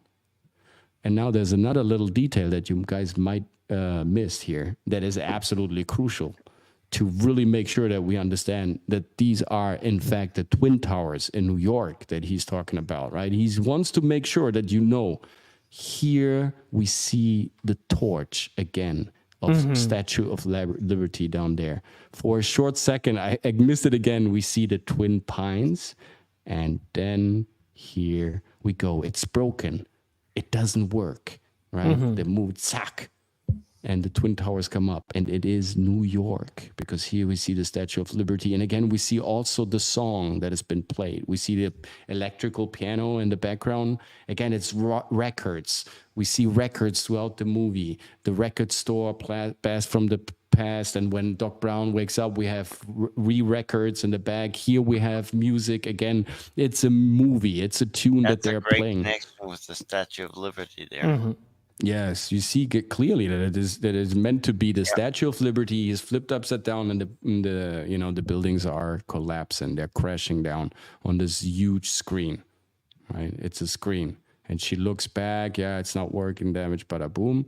She can't believe what's happening right now. She's freaking out, and I think I just want to show you again the shot of the living room, because it's crazy. Like, it's right there, right in front of your eyes. Right. No.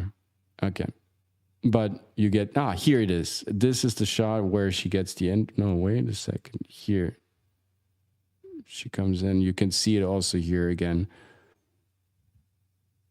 The fire extinguisher, the firemen of 9/11, the heroes, all the people that said, hey, we heard bombs and all that.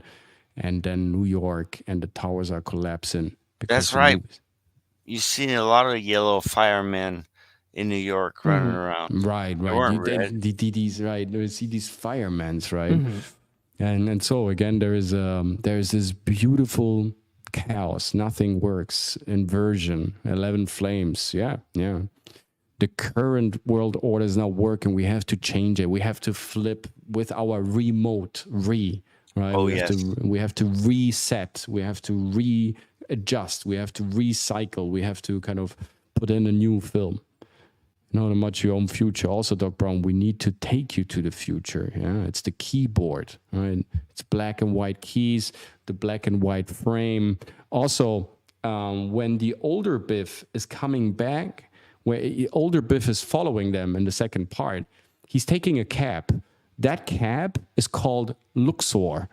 Now, Luxor is a city in Egypt, and it was famous for its time-traveling portal, right? And Luxor is also the black and white checkboard, pavement, right? That's how where the Rosicrucians got it, the black and white, the boson, how it's called in French, the black and white floor that was then adapted also by the Freemasons through the Rosicrucians. Right, it's a checkerboard that we see on cabs, the checkerboard that we see on the heads of cops and all that, right? 88 keys on a keyboard, by the way.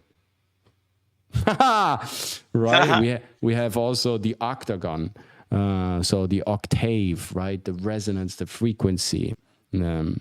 Yes. How is it spelled? Luxor, like this. Yes, Luxor. The Temple of Luxor, that was the time-traveling temple. And it's the cab that Biff is taking. The crazy thing is that, of course, to me, that wasn't enough. So after I was convinced that there was some sort of a warning or prediction or anything like that going on. And by the way, if you play the card game Illuminati, if you are into, cardboard games and all that, Illuminati is basically a card game that predicted all this as well. Even the president, who is an imposter, who wears a mask to official meetings. I wonder. So, but there's another thing.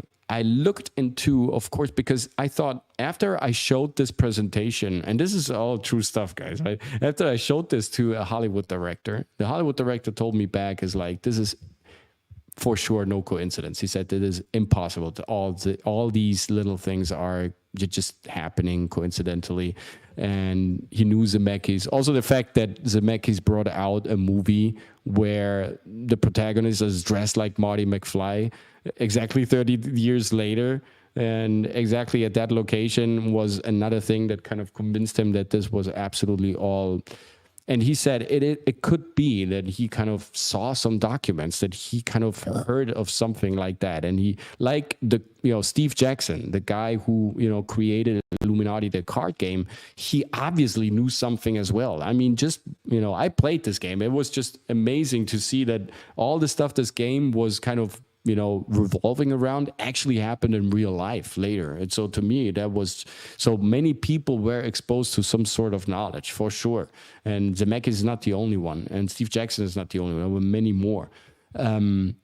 That's why also movies nowadays, they are not being shot in this way, right? There's no way of putting in multiple layers without production companies knowing it. This is why the reason I believe, like, they knew exactly what they were, doing. But to me, there was another idea. It's like, if I get to know it, if I get this information, if YouTubers get the information, the protagonists, the people that played in this movie, I mean, after a while, you kind of start asking yourself, right? When you see maybe an event like 9/11 happening and you kind of think about the own movie that you shot, and maybe you're kind of recollecting all these little details and these fragments and images and little mosaic pieces of your memory and say, wait a second, the movie that I shot somehow points to this event, right? And don't you think like these actors ask themselves also some questions? Like, I don't know, because if you look Christopher Lloyd's career, that kind of interested me, right? Because the names of all these actors, they mean all something. They're all also connected to the story. So after kind of I made this decoder, also, because that guy was telling me, is like, what about the actors? Right? The director was telling me, what about the people who played in this movie? They must know something. It's no coincidence. It's like, what do you mean? Yeah, I don't know. Like, sometimes in Hollywood, you get also hired for the name. And I thought always that he said that because of some sort of a status thing. But then I kind of got back to Germany back then. I think it was 2017 or something. And I thought, wait a second, maybe he meant something deeper than just status or, fame or recognition. You know what I mean? Or accolades. Maybe he really meant the name. And so Christopher Lloyd, being such a prominent and an incredible name, I thought maybe there is something to that. And sure enough, guys, it's absolutely insane. If you watch Christopher Lloyd's career closely, and you kind of, look at the movies that he shot, he always played Zeus. He kind of played this lightning bolt character, this flamethrower, this igniter throughout all of his movies. Think of Addams Family, right? He's Fester. He's the electricity guy. Think of Anastasia, which means rebirth, right? Where he's the magician with the lightning bolts that come out of his hands. Think of Roger Rabbit, where he's the cartoon character, right? That spews out those cartoon flames and lightning flame, cartoon flames out of his hand. Go through his filmology, and you will always kind of see this theme. The Wishmaster with Macaulay Culkin. He plays a wizard with rainbows. He sits on rainbows and has lightnings and batons and all that. He's somehow playing Doc Brown in all of his movies. Just saying. Yep. And once you've seen Doc Brown and you see him again as an actor, you say, hey, that's Doc Brown. Mm-hmm. That's for sure.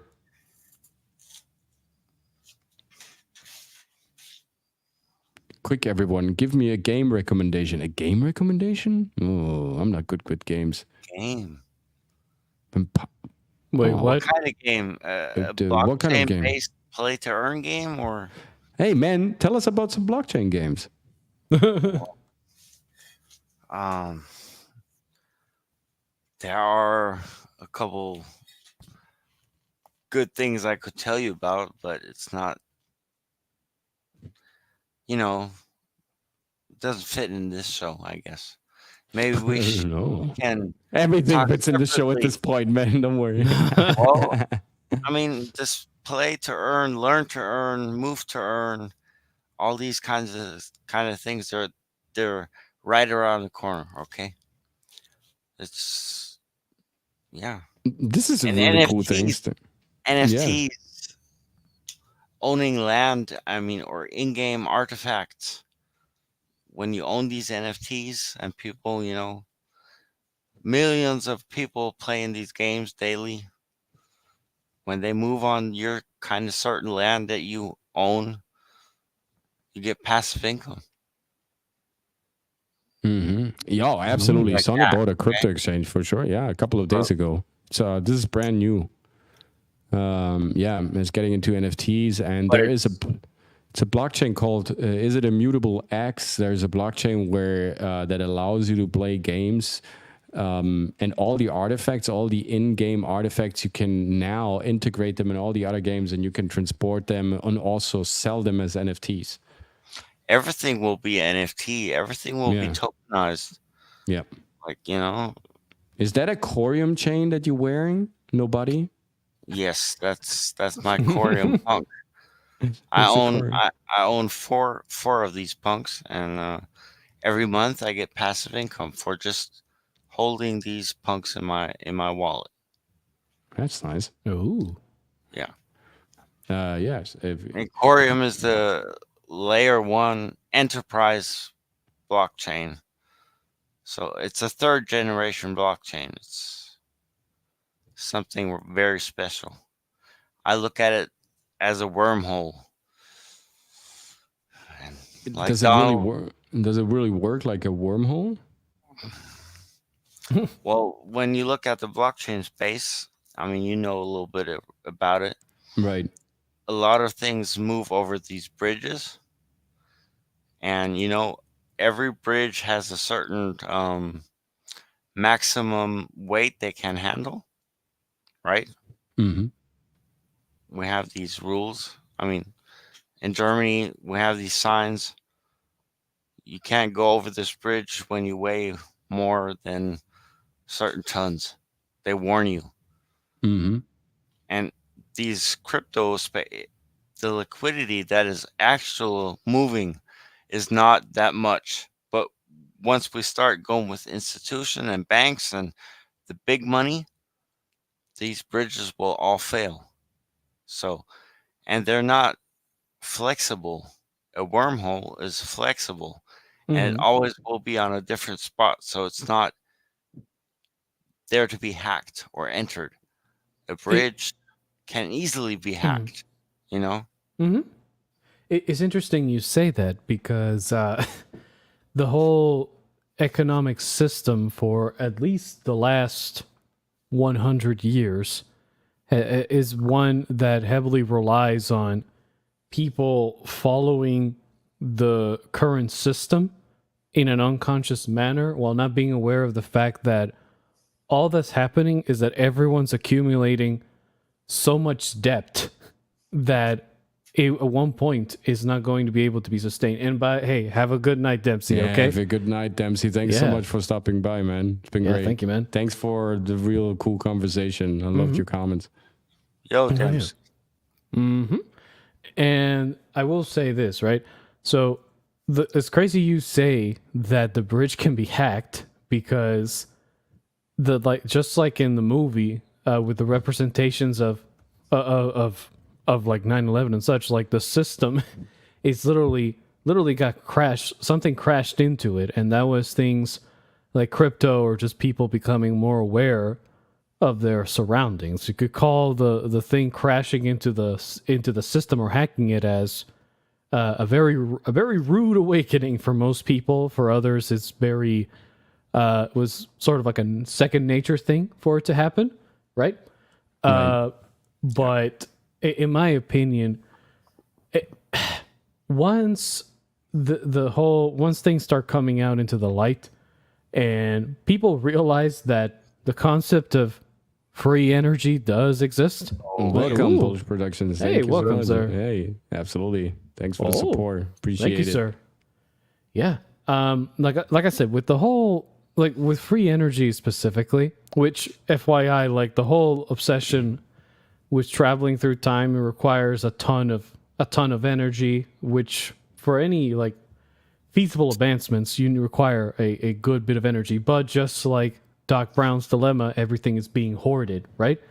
But the stuff that's being hoarded is quite limited. When just like a wormhole, there is an infinite amount of energy that's just sitting there untapped because of the fact that those in the powers that be cannot control it at all. Because as soon as some random scientist who can use his brain properly, okay, finds out how to make use of it, it's almost next to impossible to stop it. And the reason I know this is because there's been a lot of official patent reports that were made of multiple scientists that around the same time frame discovered a way to generate a ton of electricity from a very weak signal. We're talking like 50 to 100 times enhancement of the original base energy.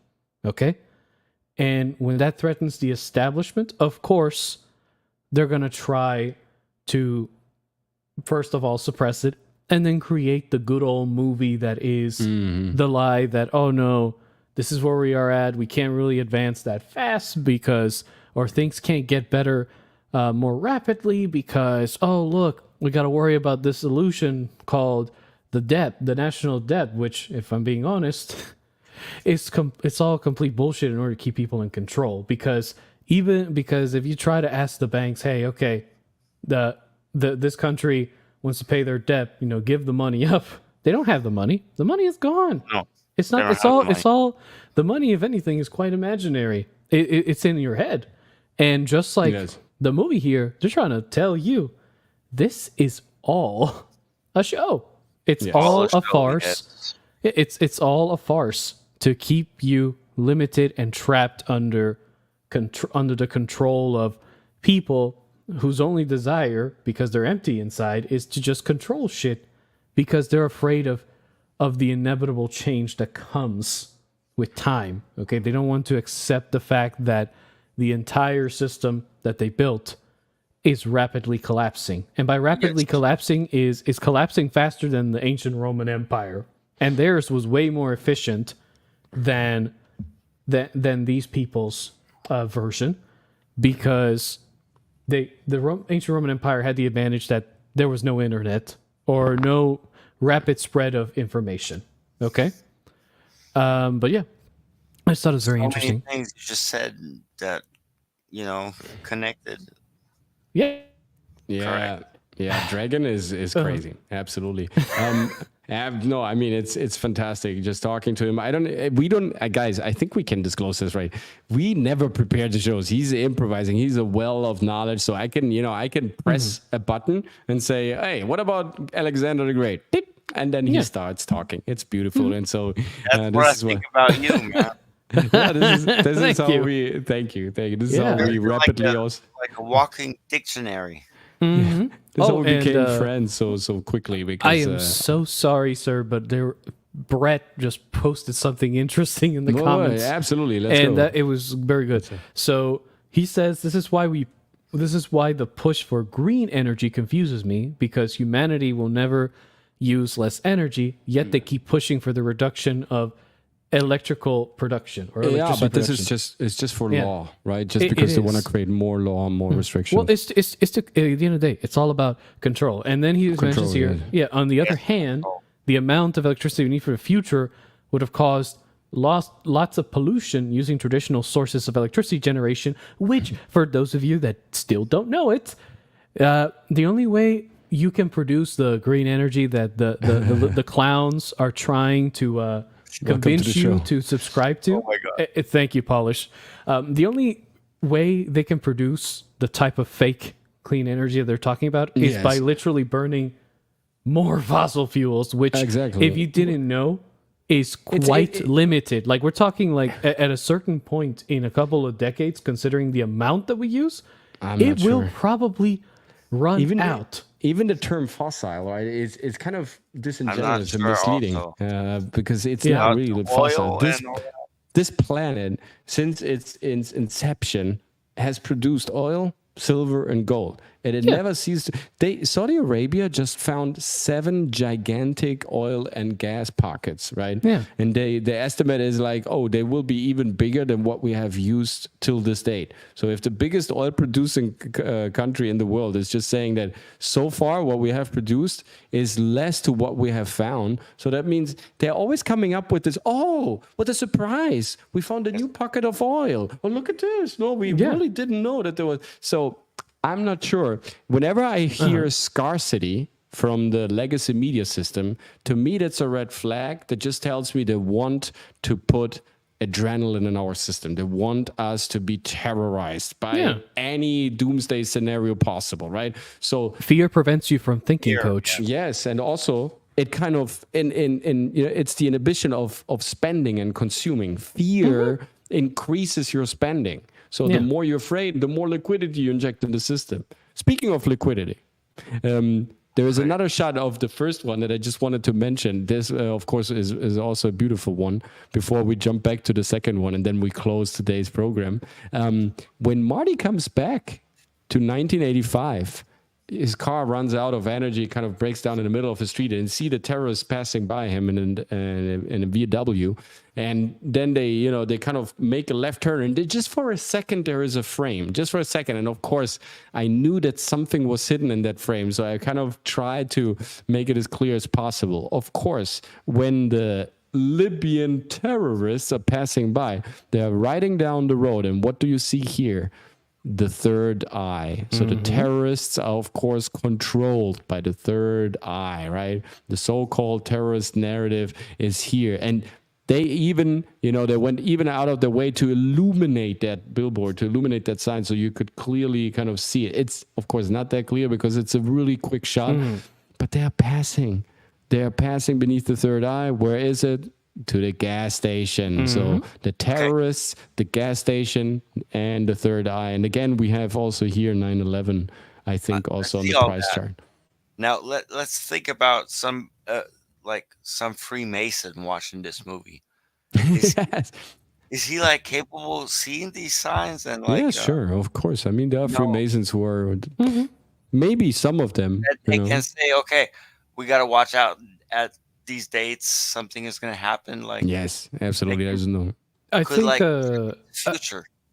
Well, the thing is, I would say this, right? So, the future at the end of the day, not even the events that we think might happen, are always not set in stone. However, just like an ancient divination and the practitioners of it, they can look at the signs and maybe point out to something and say, okay, there's a probability that this could happen, or none of this could happen at all, or something completely different could happen.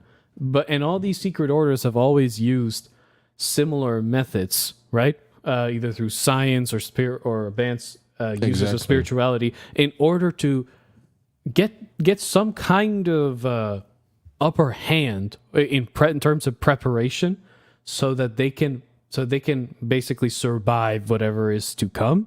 Because for a lot of these secret orders, their whole purpose is to literally safeguard knowledge. Now, some of them are very selfish about it, while others are more liberal with it. But either way, the whole purpose is to safeguard whatever knowledge that they have, and possibly shared with other fellow institutions. And it wouldn't be a surprise to me if they simply pointed this out in the movie as like a way to en masse tell those who could see the signs, hey, this potentially could happen, but we're not sure. They're giving little, but again, this is this thing that's been done throughout history, and especially in modern times. There's always signs that are being put. It's funny. Everywhere.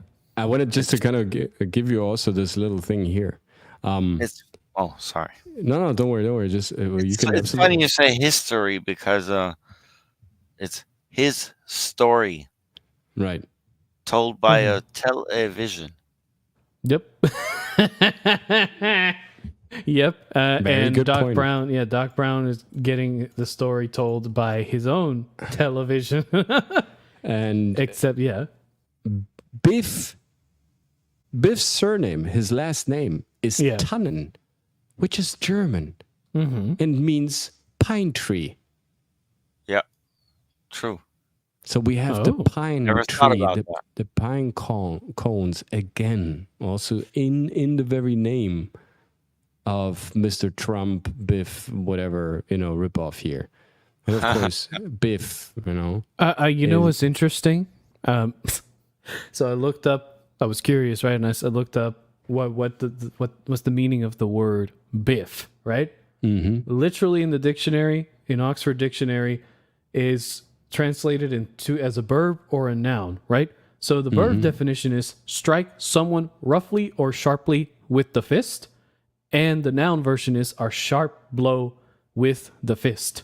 And of course, Wow. and the origin of this word began in the mid-19th century, originally in the U.S., and is symbolic of a short, sharp movement, which ironically 9/11 was a very short but very sharp movement, because as soon as that happened, you could say the film or the picture started crashing down and things were coming to light.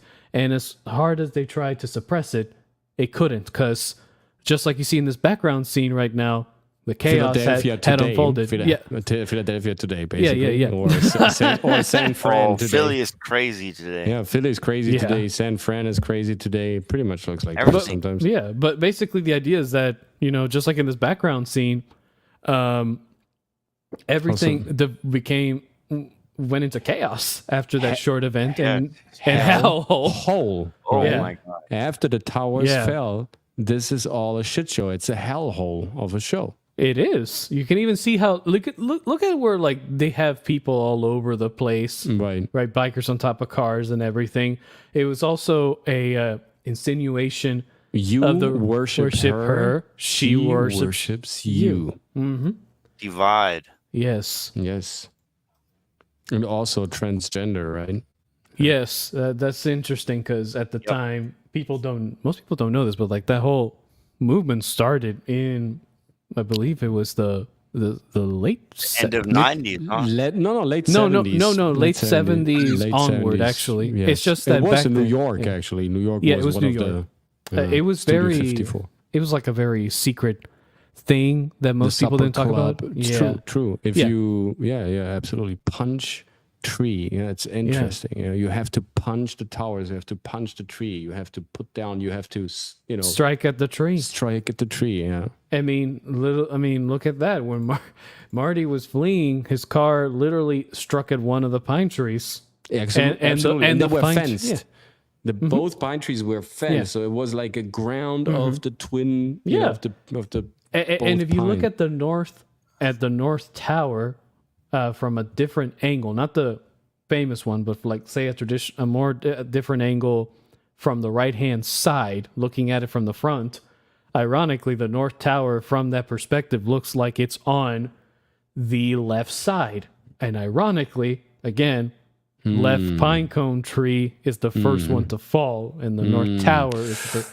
Again, maybe I'm just thinking. Wow, dude, that's wild. Yes, you're right. Oh my god. just saying. Yeah, that's amazing. Yes. That's amazing. Here we got it. It's pleasure paradise, right? He's burning again, right? Look at the tower. The tower is burning. Very This is a tower. very Those are dollars, man. Yeah. Those are And we dollars. know the $20 bill has a skyscraper. When you fold it together, it has a skyscraper on the back that is Okay. burning, right? Yes, So- that's true. I got some secondary. I actually got secondary messaging from that one. So if you look at the picture of the owner of the casino with the flaming Right. dollar bills, right? right.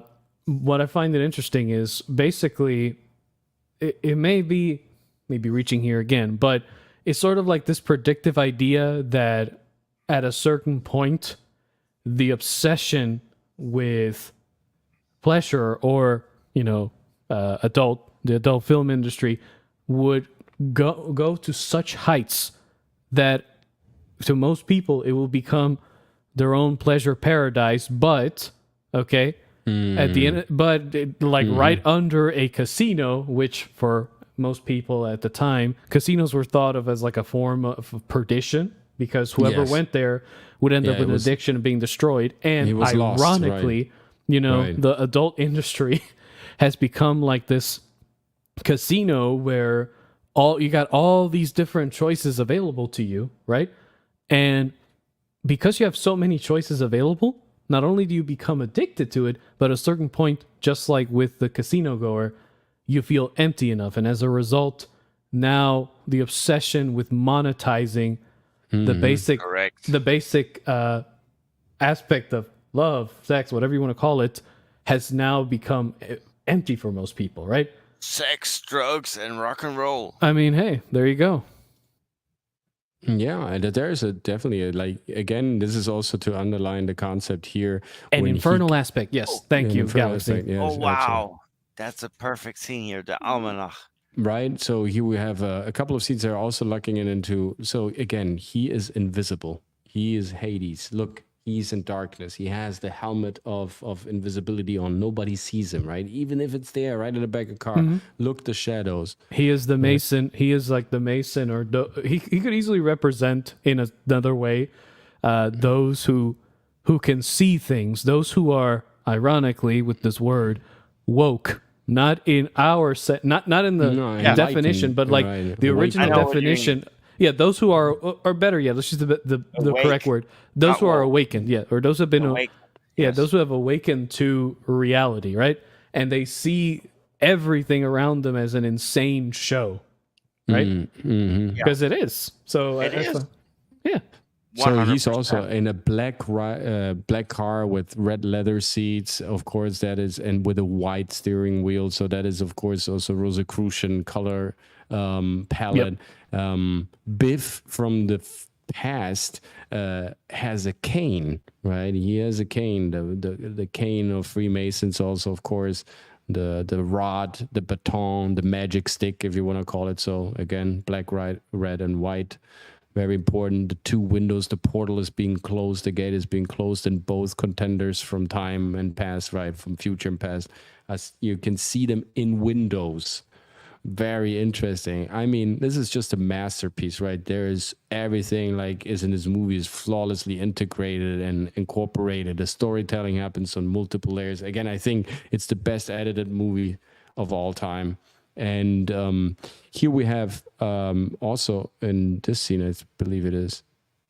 Yeah, let's go here a second. So we have Doc Brown. He's looking for him in the second part, I think. Yeah, here we got it, of course, again.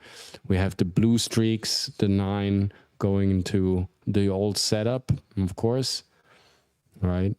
And it's hot. In the background, we see it's written, it's hot. Here. This is the Griffith Tunnel. The Griffith Tunnel is beneath, or it is in a mountain place where on top we have the Griffith Observatory in Los Angeles. Now, the Griffith Observatory is, I mean, go there, you see obelisks, you see all sorts of Freemason insignias and ornamentation and it's just crazy. But the main thing about the Griffith, this tunnel is super famous. They shoot a lot of movies in this tunnel. Roger Rabbit, for example, a lot of freaking movies have been shot here. And so over this tunnel, we see the Griffith Observatory. The Griffith Observatory is it's the octagon of Los Angeles. Because the main building is an octagon. It's a huge, gigantic octagon placed on top of that mountain. And we have the Griffith Tunnel beneath, right? And here again, it's Marty in this time-traveling tunnel that can't be seen, that is invisible, right? That is trying to catch the almanac. Just to kind of mention that. And was Christopher Lloyd somehow also involved in a movie that played in the Griffith Observatory? For sure. There's a movie called Wishmaster where he is in that octagon. And again, he performs magic, right? He performs magic in the octave, in that scale. So that wasn't the only movie that kind of connected him to all these other occult kind of, details throughout his movie career that he is, added to his portfolio. It's absolutely insane. Marty throughout the... Oh, absolutely. Go ahead. about the almanac and awakening. Mm-hmm. That's something that woke me up because I found the almanac of finance. Ooh. Yes, it's the Wyckoff Shemitic.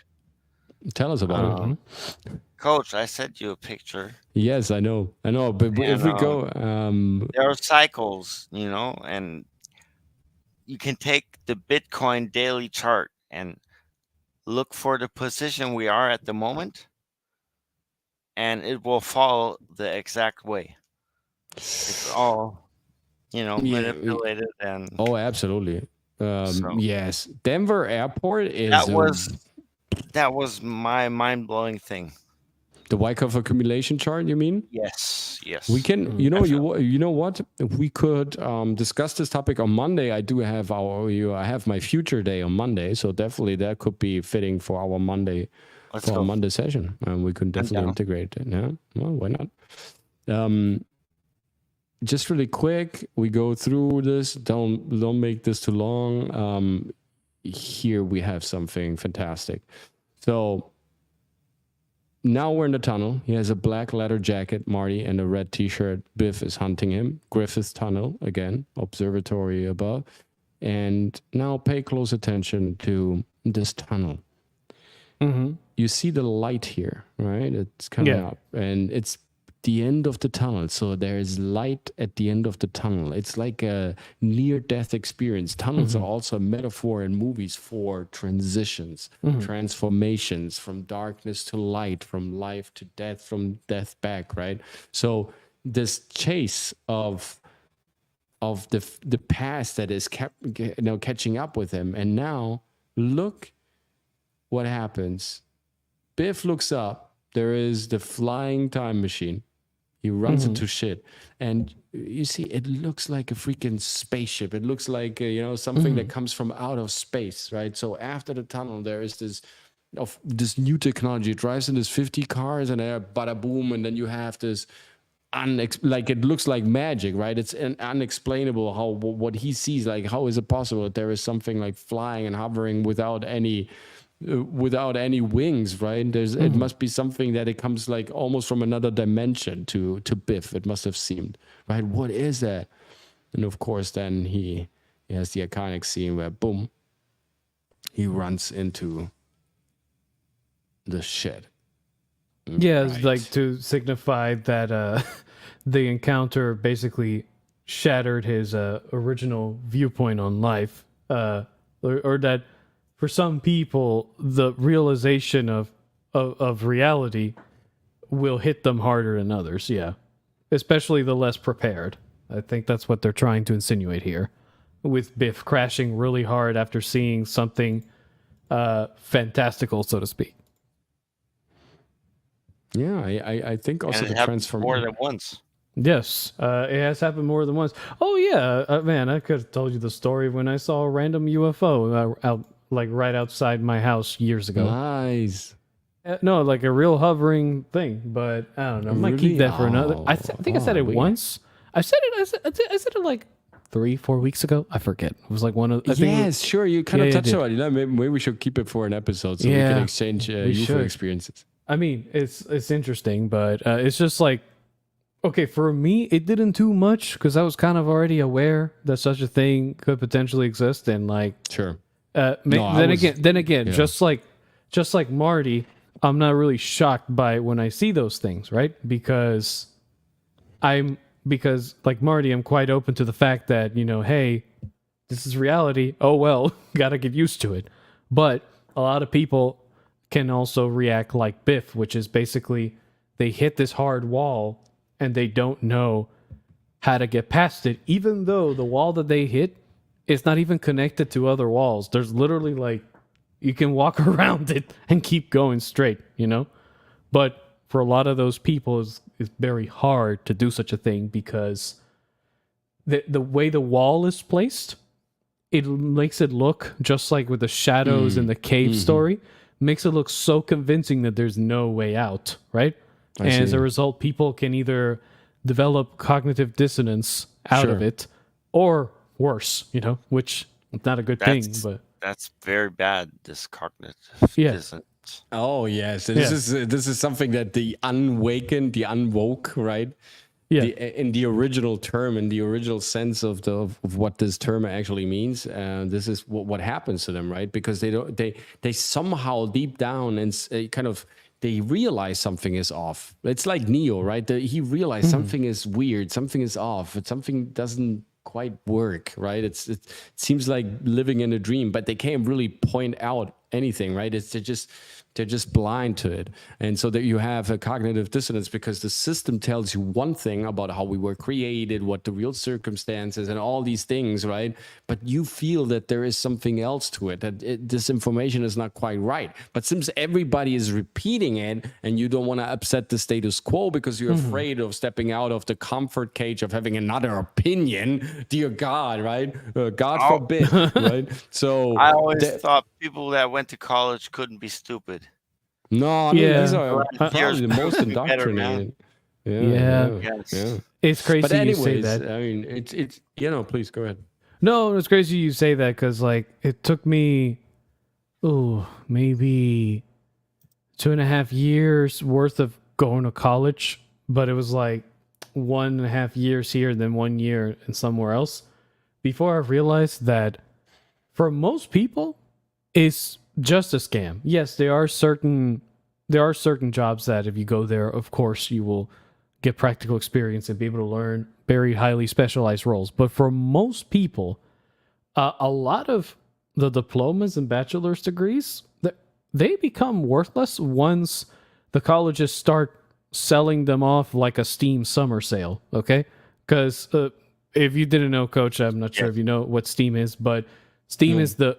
Steam is... You mean the... sure. Yeah, Steam is basically like the Amazon of gaming, okay? Everybody puts their games there, and and constantly they do sales. One of their biggest sales are usually the summer and winter sales. Well, the summer sale is when they have their biggest catalog where they try to sell you all their best products that they think most people are going to buy based off their preferences at mostly highly reduced prices, right?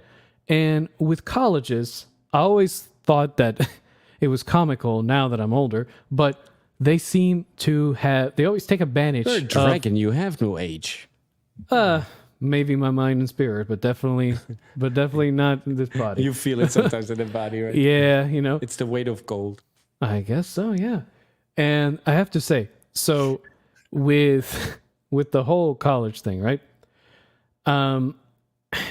I would, with college, when it comes to these classes, I always laugh at the fact that they advertise them like a Steam summer sale, which is basically, oh, here are the best products. Be a doctor, be an engineer, be this, be that, right?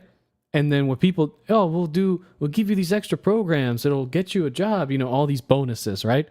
Or as I call it, the discounts to entice you into buying into the whole thing, or in the case of the Steam summer sale, to entice you into buying a lot of games at cheap prices, while you don't realize yourself, well, the ignorant buyer, okay, in this case, does not realize that by you selecting a bunch of cheap games, you've actually been consuming more money than you normally would if there wasn't a sale, right? Yeah. But again, it's to take advantage of the gullible, which in this case would be people who are younger or very responsible with their money in general.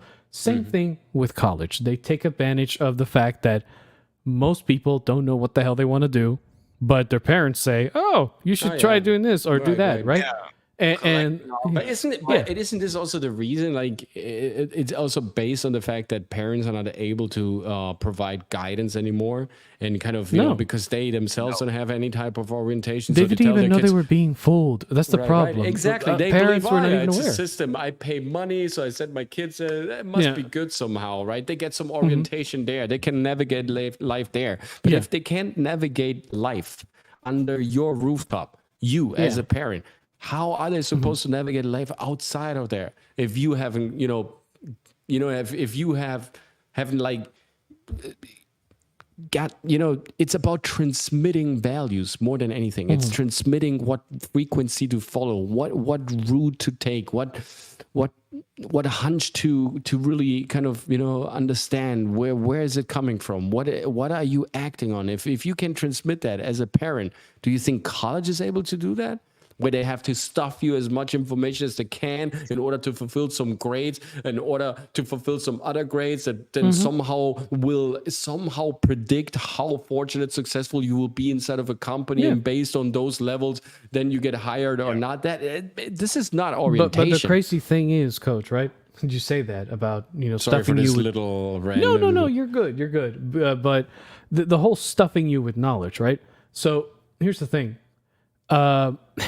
What I find very, very hypocritical about a lot of college classes is that they want you to do a lot of classes with very limited amount of time and be able to absorb all the information for the sake of memorization, which basically means that All the lies. And as soon as soon as you've passed a test or whatever, you mostly forget everything because the knowledge to begin with was never properly absorbed. It was only held there, kind of like a person that gets arrested and detained in jail, right? All the knowledge did for your brain is make bail and left your brain right away after it did its use. That's why we want workers, not thinkers. Yeah. Exactly. And the thing is, right, to give you an example. And also not feelers, more thinkers than feelers or spiritual beings, right? Yeah. Right. So, there's always spirit, mind, and body. They want us to put this mechanical matrix where we are completely metaphysical and spiritual carbon-based beings that are connected to the unified force field. And but let's act with screwdrivers and nuts and bolts and combustion system, right? They still put a very old mechanical system on top of something that is very ethereal and actually metaphysical. People don't also seem to understand. So to give you an example of knowledge not being absorbed at all. I remember when I was in 11th grade, I had to take a test for I think it was part of my final exam for that semester. And what happened was it was chemistry class, and what I had to do in order to pass that test as well as I did was I spent 4 or 3 hours literally memorizing the entire periodic table because a part of it literally was how many elements can you put in the periodic table, right? And I remember I did really well on that, but here's what happened right after. I cannot remember for the life of me what the hell was on that damn periodic table. Because it's a repetition scheme that your brain hates to do. There is nothing else there's nothing else. But I didn't like it either. It's the thing. I did not like it. I felt like I went to survival mode. Yeah. You looked at it and you understood it without any explanation needed. Yeah. Isn't that crazy? Yeah, but the thing is, I mean, look, sometimes I understand, for specificity's sake, okay? You sometimes need to know the very specifics of why something happens. But for me, and a lot of people, it seems, it's easier to just intuitively perceive it. And then afterwards, if you need it to be explained to you, fine, ask for it. Right. But only if you wish it. Because most of the time... So spot on. Yeah, it's just that people... Look, I don't need people to tell me that there's air around me. I can feel it, and I'm literally breathing it in. I don't need you to tell me exactly how many bolts of electricity are currently running, or how many joules are running through my entire body, because your brain does it automatically. I don't need to know that the reason why it's easy for us to resonate with music. I don't need to know the specifics of why. It's easy for us to resonate with music or certain sound frequencies, because if you look at water and you put sound frequency on it, water reacts to it. Now imagine a body that's 60% water. Even more, I think. 70. Close to 70. Yeah. So, but imagine, but the thing is, a lot of things can be perceived through just looking at things and correlating them. Not everything, of course, but a good chunk of things can be easily perceived in an unconscious manner or conscious manner, whatever you want it to think about. I mean, this is what artists are. I mean, Look, Coach. this is why they're so afraid of artists. Let me tell you, like, I know that the system is afraid of artists because we tap into these multidimensional invisible fields. This is where we get our inspiration from. Yeah, Wow, and you know what? Oh, sorry, go ahead. This with artists coming with the coming up technology, blockchain, NFT, non-fungible token. You know, you cannot copy it. When I mint it one time, there's only one example. Mm-hmm. So This is an absolute original. It's bound to your code. Yes. everybody can do this now. I don't need to know Elton John or Eminem to bring out my music. You know, And I can mint it on the blockchain and present it on the marketplace. Mm-hmm. And I have to say some interesting. So Brett here brought up something very interesting, and I'll tell you why. He says, in my 2 failed attempts at a university degree, my favorite classes were philosophy and psychology. After that, I quit and went to a tech school. Now, let me tell you why that's important while Coach zooms in on this amazing piece of art that he draws casually. Like, bro says, oh, it's nothing big, and draws like fucking Picasso. But I have a personal art from Coach as Yeah. an NFT in my wallet. See, there you go. But that's Hopefully one day it will be worth something. Go on. I'm yeah, sorry. hopefully.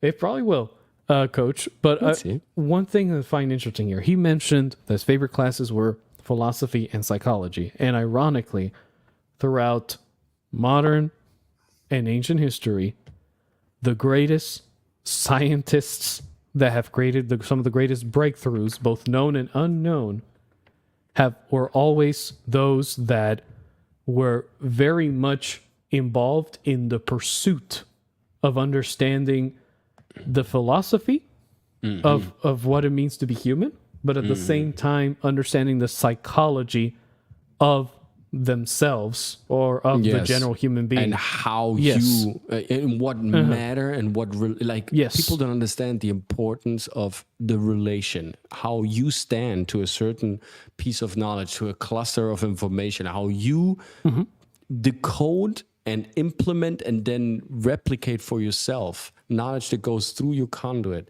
That relation, that is your radius. That's the R radius. Now, from that nucleus of absorption through the relation, you create the first distance. This is astrophysics.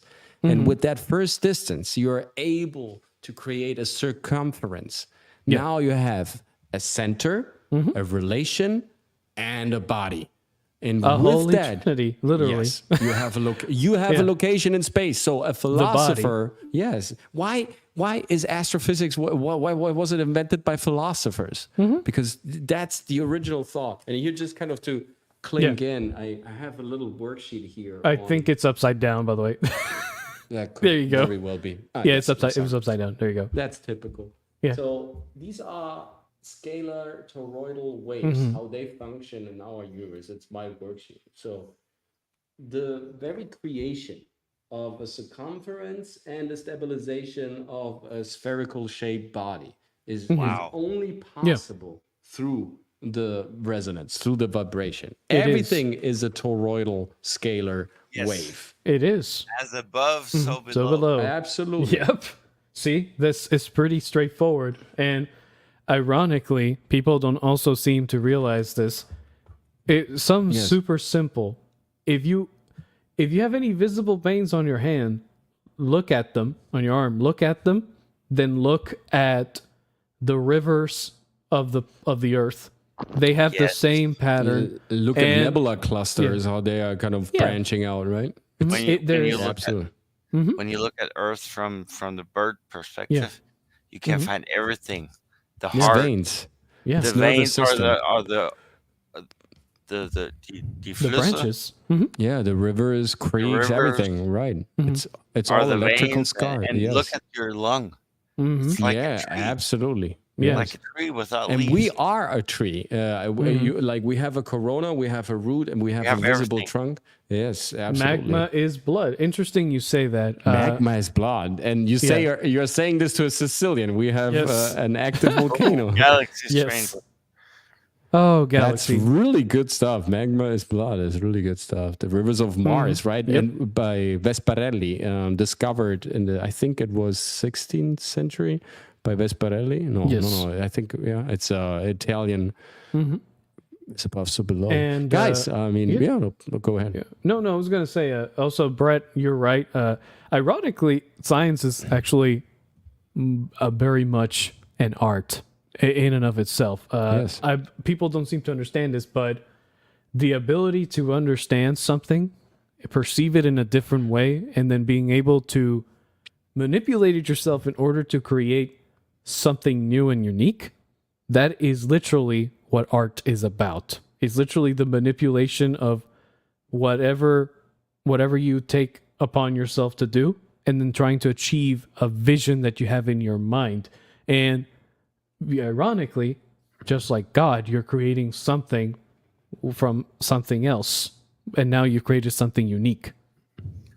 Wow. Just saying. Wow. I mean, it is all. But that's what I way keep you telling look at people. it, It's all in your face. way It's you very look at it. It's all in worthy. your It's face. very worthy. Brad. It's very worthy of tonight's topic. Very Yes. The way worthy. he I looks love it. at the things is different. But it's all there. I mean, it's not like if you the reason why I mean, is Back you to gotta the you gotta Future think out of is this. Yeah, Rick and Morty.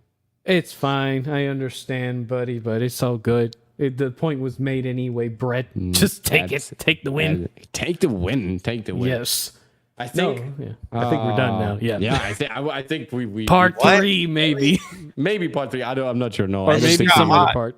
I think we made our point. We took the Yes. win. We exposed some of the incredible narrative, subliminal sometimes narrative layers of Back to the Future 1, 2, and also 3. It is amazing how many threads, how many storylines come so perfectly not together in order to create this flawless fabric that on the surface, observed without any further deeper secondary thinking, is just one of the best movies of all time.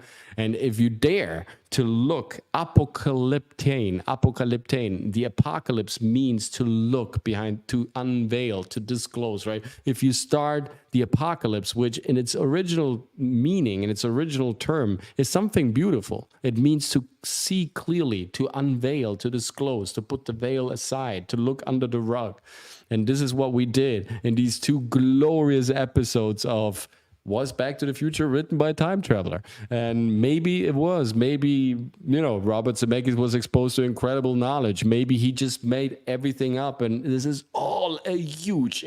What are the mathematical odds that all the stuff that we just showed you... And this is, by the way, I mean... It's been a lot of stuff. This is by far not everything. I mean, we could have done, some more deeper digging, and I could have shown you much more also about the second part, the Lions Club, the Rotaries, all how they are coming together in this movie as well. There's JFK, the Greys Almanac, right? The Almanac is published by the Greys, Wow. and Yes. that connection, the Apollo landing. We have that. We have so much, but I just want to tell you, like, I tried to distill a clear narrative as condensed as possible. What?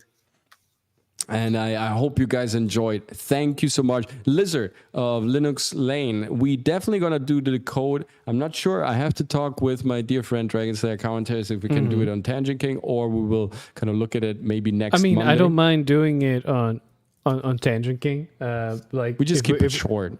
Right? I mean, we could keep it short. I mean, at the end of the day, I mean, we do have Dobby in there. Dobby is quite well versed in these kinds of matters as well, and I think it could work. Though honestly, I got to think about it because trying to. Otherwise, we put it in on Monday. But I think it'll be a good topic. At the end of the day, look. Tangent King is there to go on tangents, literally. I mean, that's the whole point. Go on tangent. Yeah, the Acolyte is just my latest victim, and House of the Dragon is my saving grace. Okay, so there you go. Acolyte is a victim. Acolyte itself is a victim. But A victim of abuse. Definitely Tune in next Saturday, 3 p.m. Eastern Standard Time. It's Tangent King podcast. Well, it's this time. Saturday. This Saturday. This right. Saturday. All right, this Not Saturday. next Saturday. No, this Saturday. I'm sorry. Yeah.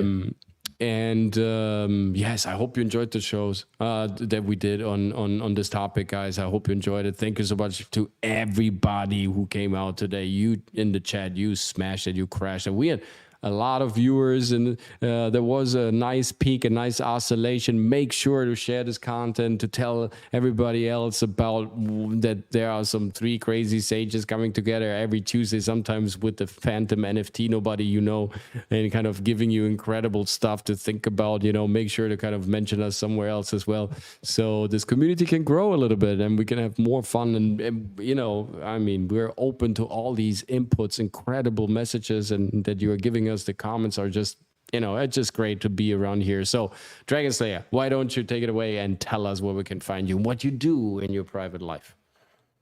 Well, about private life, I don't know. I don't know. That'd be Gotcha funny. there.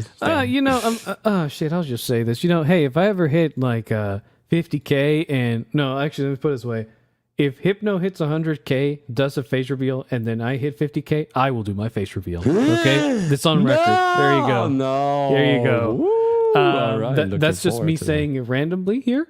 Right. And other than that, just little nugget of knowledge, just like the Masons. I'll just say it. I'll just say it here. To those that watch, they'll know. But for me, if you want to find my channel, I think the link. Well, the link may not be in the description, but if you type my name, what?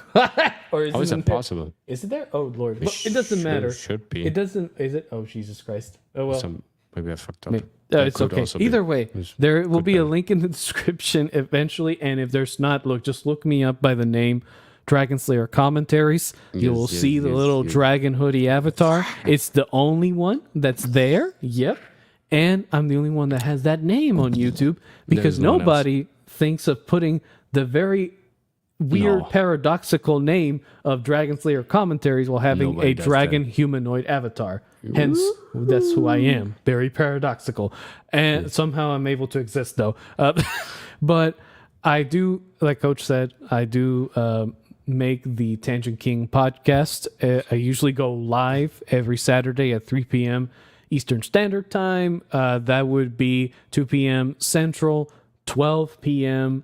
on Pacific Time, and I believe it's 8 p.m. UK time as well. So if you want to catch me live with Coach, Ryan, Dobby, or any extra guests that we decide to bring on that week, then hey, come catch me there. If you can't catch me, don't worry. I do release normal video reviews of all the different kinds of movies and TV shows that I encounter.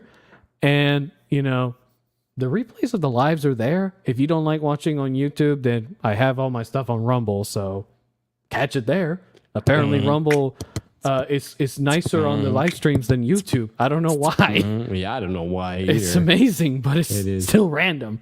And honestly, that's all I'm going to say. There is like a Predator, a 1987 Predator review in the works. And don't worry, R2-L2, you're always amazing no matter what.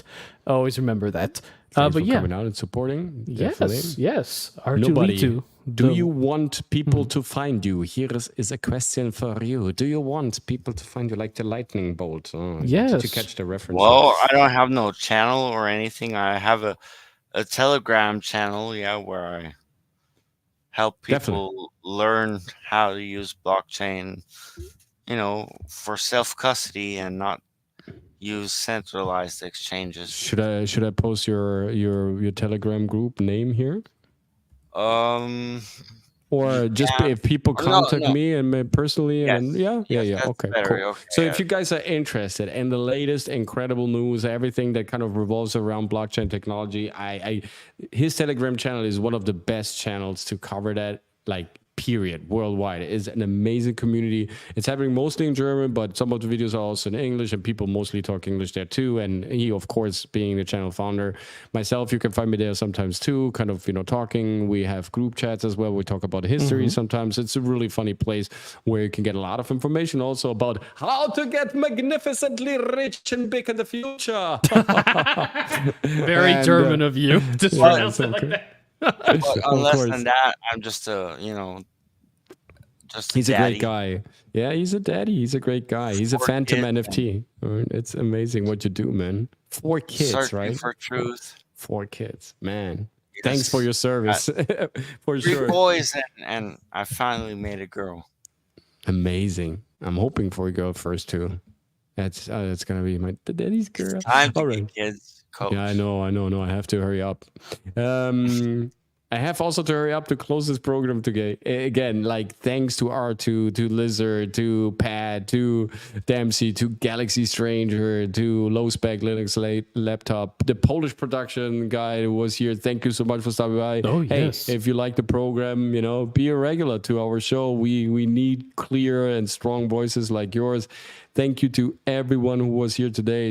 It's been a glorious episode. Really, I enjoyed it a lot. Hopefully you did as well. You took a lot out of it. In the end, we are deciding our future. We are the creators of our own myth. We are traveling into the future with our product. We are the time travelers. The But real Coach, makers. wait a Yes. second. There's one more thing. Because I'm the Yes. tangent king of derailing. Of course. Hey, I had something in my head. I think I remember a long time ago, somebody told me that if you wanted to learn how to be good at your public speaking or just acting, then guess what? All you got to do is look at the Coach MC right here and join his studio, all right, called readytoperform.com. Get ready to perform. Yeah. And if you join it, guess what? You're going to learn to be a badass in front of people. And you know what? You might even get laid 24 times on a single day. So you know what? Check out the Coach MC at readytoperform.com. That's it for me. Have a good day. Nice. Amazing. Nice one. That Thank you was so much, completely impromptu. Wow, man, you're a rapper. What? You got it. It's all there. We just need to refine it a little bit here and there, but that was amazing. That should be your new intro. Maybe we should do that. Yeah. By the way, there is a lot of new stuff coming up. Also, during the summer lump period, we're gonna produce a lot of good material for you guys, and we're gonna prep up the channel a little bit, buff up production definitely. So watch out for that. We're not stopping here. We're expanding. We're creating more and more. Dragon Slayer and myself, we're going to do a lot of shows this year for sure. We're also present, of course, on Saturday Night Hypnosis every Saturday, 8 We're p.m. Eastern everywhere. Standard. Yeah, we're everywhere. And hey, we're hitting episode 99 on Saturday Night Hypnosis. We hit episode 7 here with SAT. 3 sages in a time machine. I like 3 sat. Yeah, 3 3 sat. satellites, 3 crazy antennas and kind of vessels of information that are receiving signals and impulses from the universe, decoding it through our own lens, having fun with it. Subscribe to the channel, guys. We're hitting almost 1,800 subscribers. I'm really excited. We're growing with this channel slowly but surely. It's, I think, just 2 subscribers left. Hey, 2 subscribers. I think we can do that to hit 1,800 by the end of the week, maybe. That would be absolutely amazing. Thank you so much to everybody. Again, it's been a blast. You guys are amazing. See you next Thursday with Open Class Doodles, this time at, I think, 3-4 p.m. Eastern Standard. I have a client before. It's going to take a while with him, I know. So definitely I'm trying to make it to 3, but it's most likely it's going to be 4 p.m. Eastern Standard Time. Otherwise, Tangent King Podcast. This Saturday, there you can catch me as well. Again, I'm going to be late there too because work calls, right? I have to create the dollars here in Miami. It's expensive, right? And By that he means doing very special tantric yoga classes where the where the client leaves very satisfied. We're talking like went to paradise. and, Very and they're satisfied. coming back. They're coming back. They're coming into the overflow room. Man, what was going on there? Okay, let's not take this too far. Yes, let's not. See you next time. Thank you so much. Open Class Doodles is going to be next Thursday, and then on Monday, maybe also with the Phantom NFT Nobody You Know. We're going to cover a lot of interesting topics there, giving you the decode for the record probably on Saturday. Let's see. I would Otherwise, love we're to going be to cover there. it. Yeah, thanks so much, man, for coming out. It's been a blast. You've been Send a me great an addition invite. to the I'll be program. there. All right. Bro, we need you here as well. Damn. Yes, man. He We was need great strong and addition to wise this. forces like yours. Thank you. No problem. Again, bye, guys. See you soon. Now you're ready Have a to good perform. Bye. Have a good one. Bye.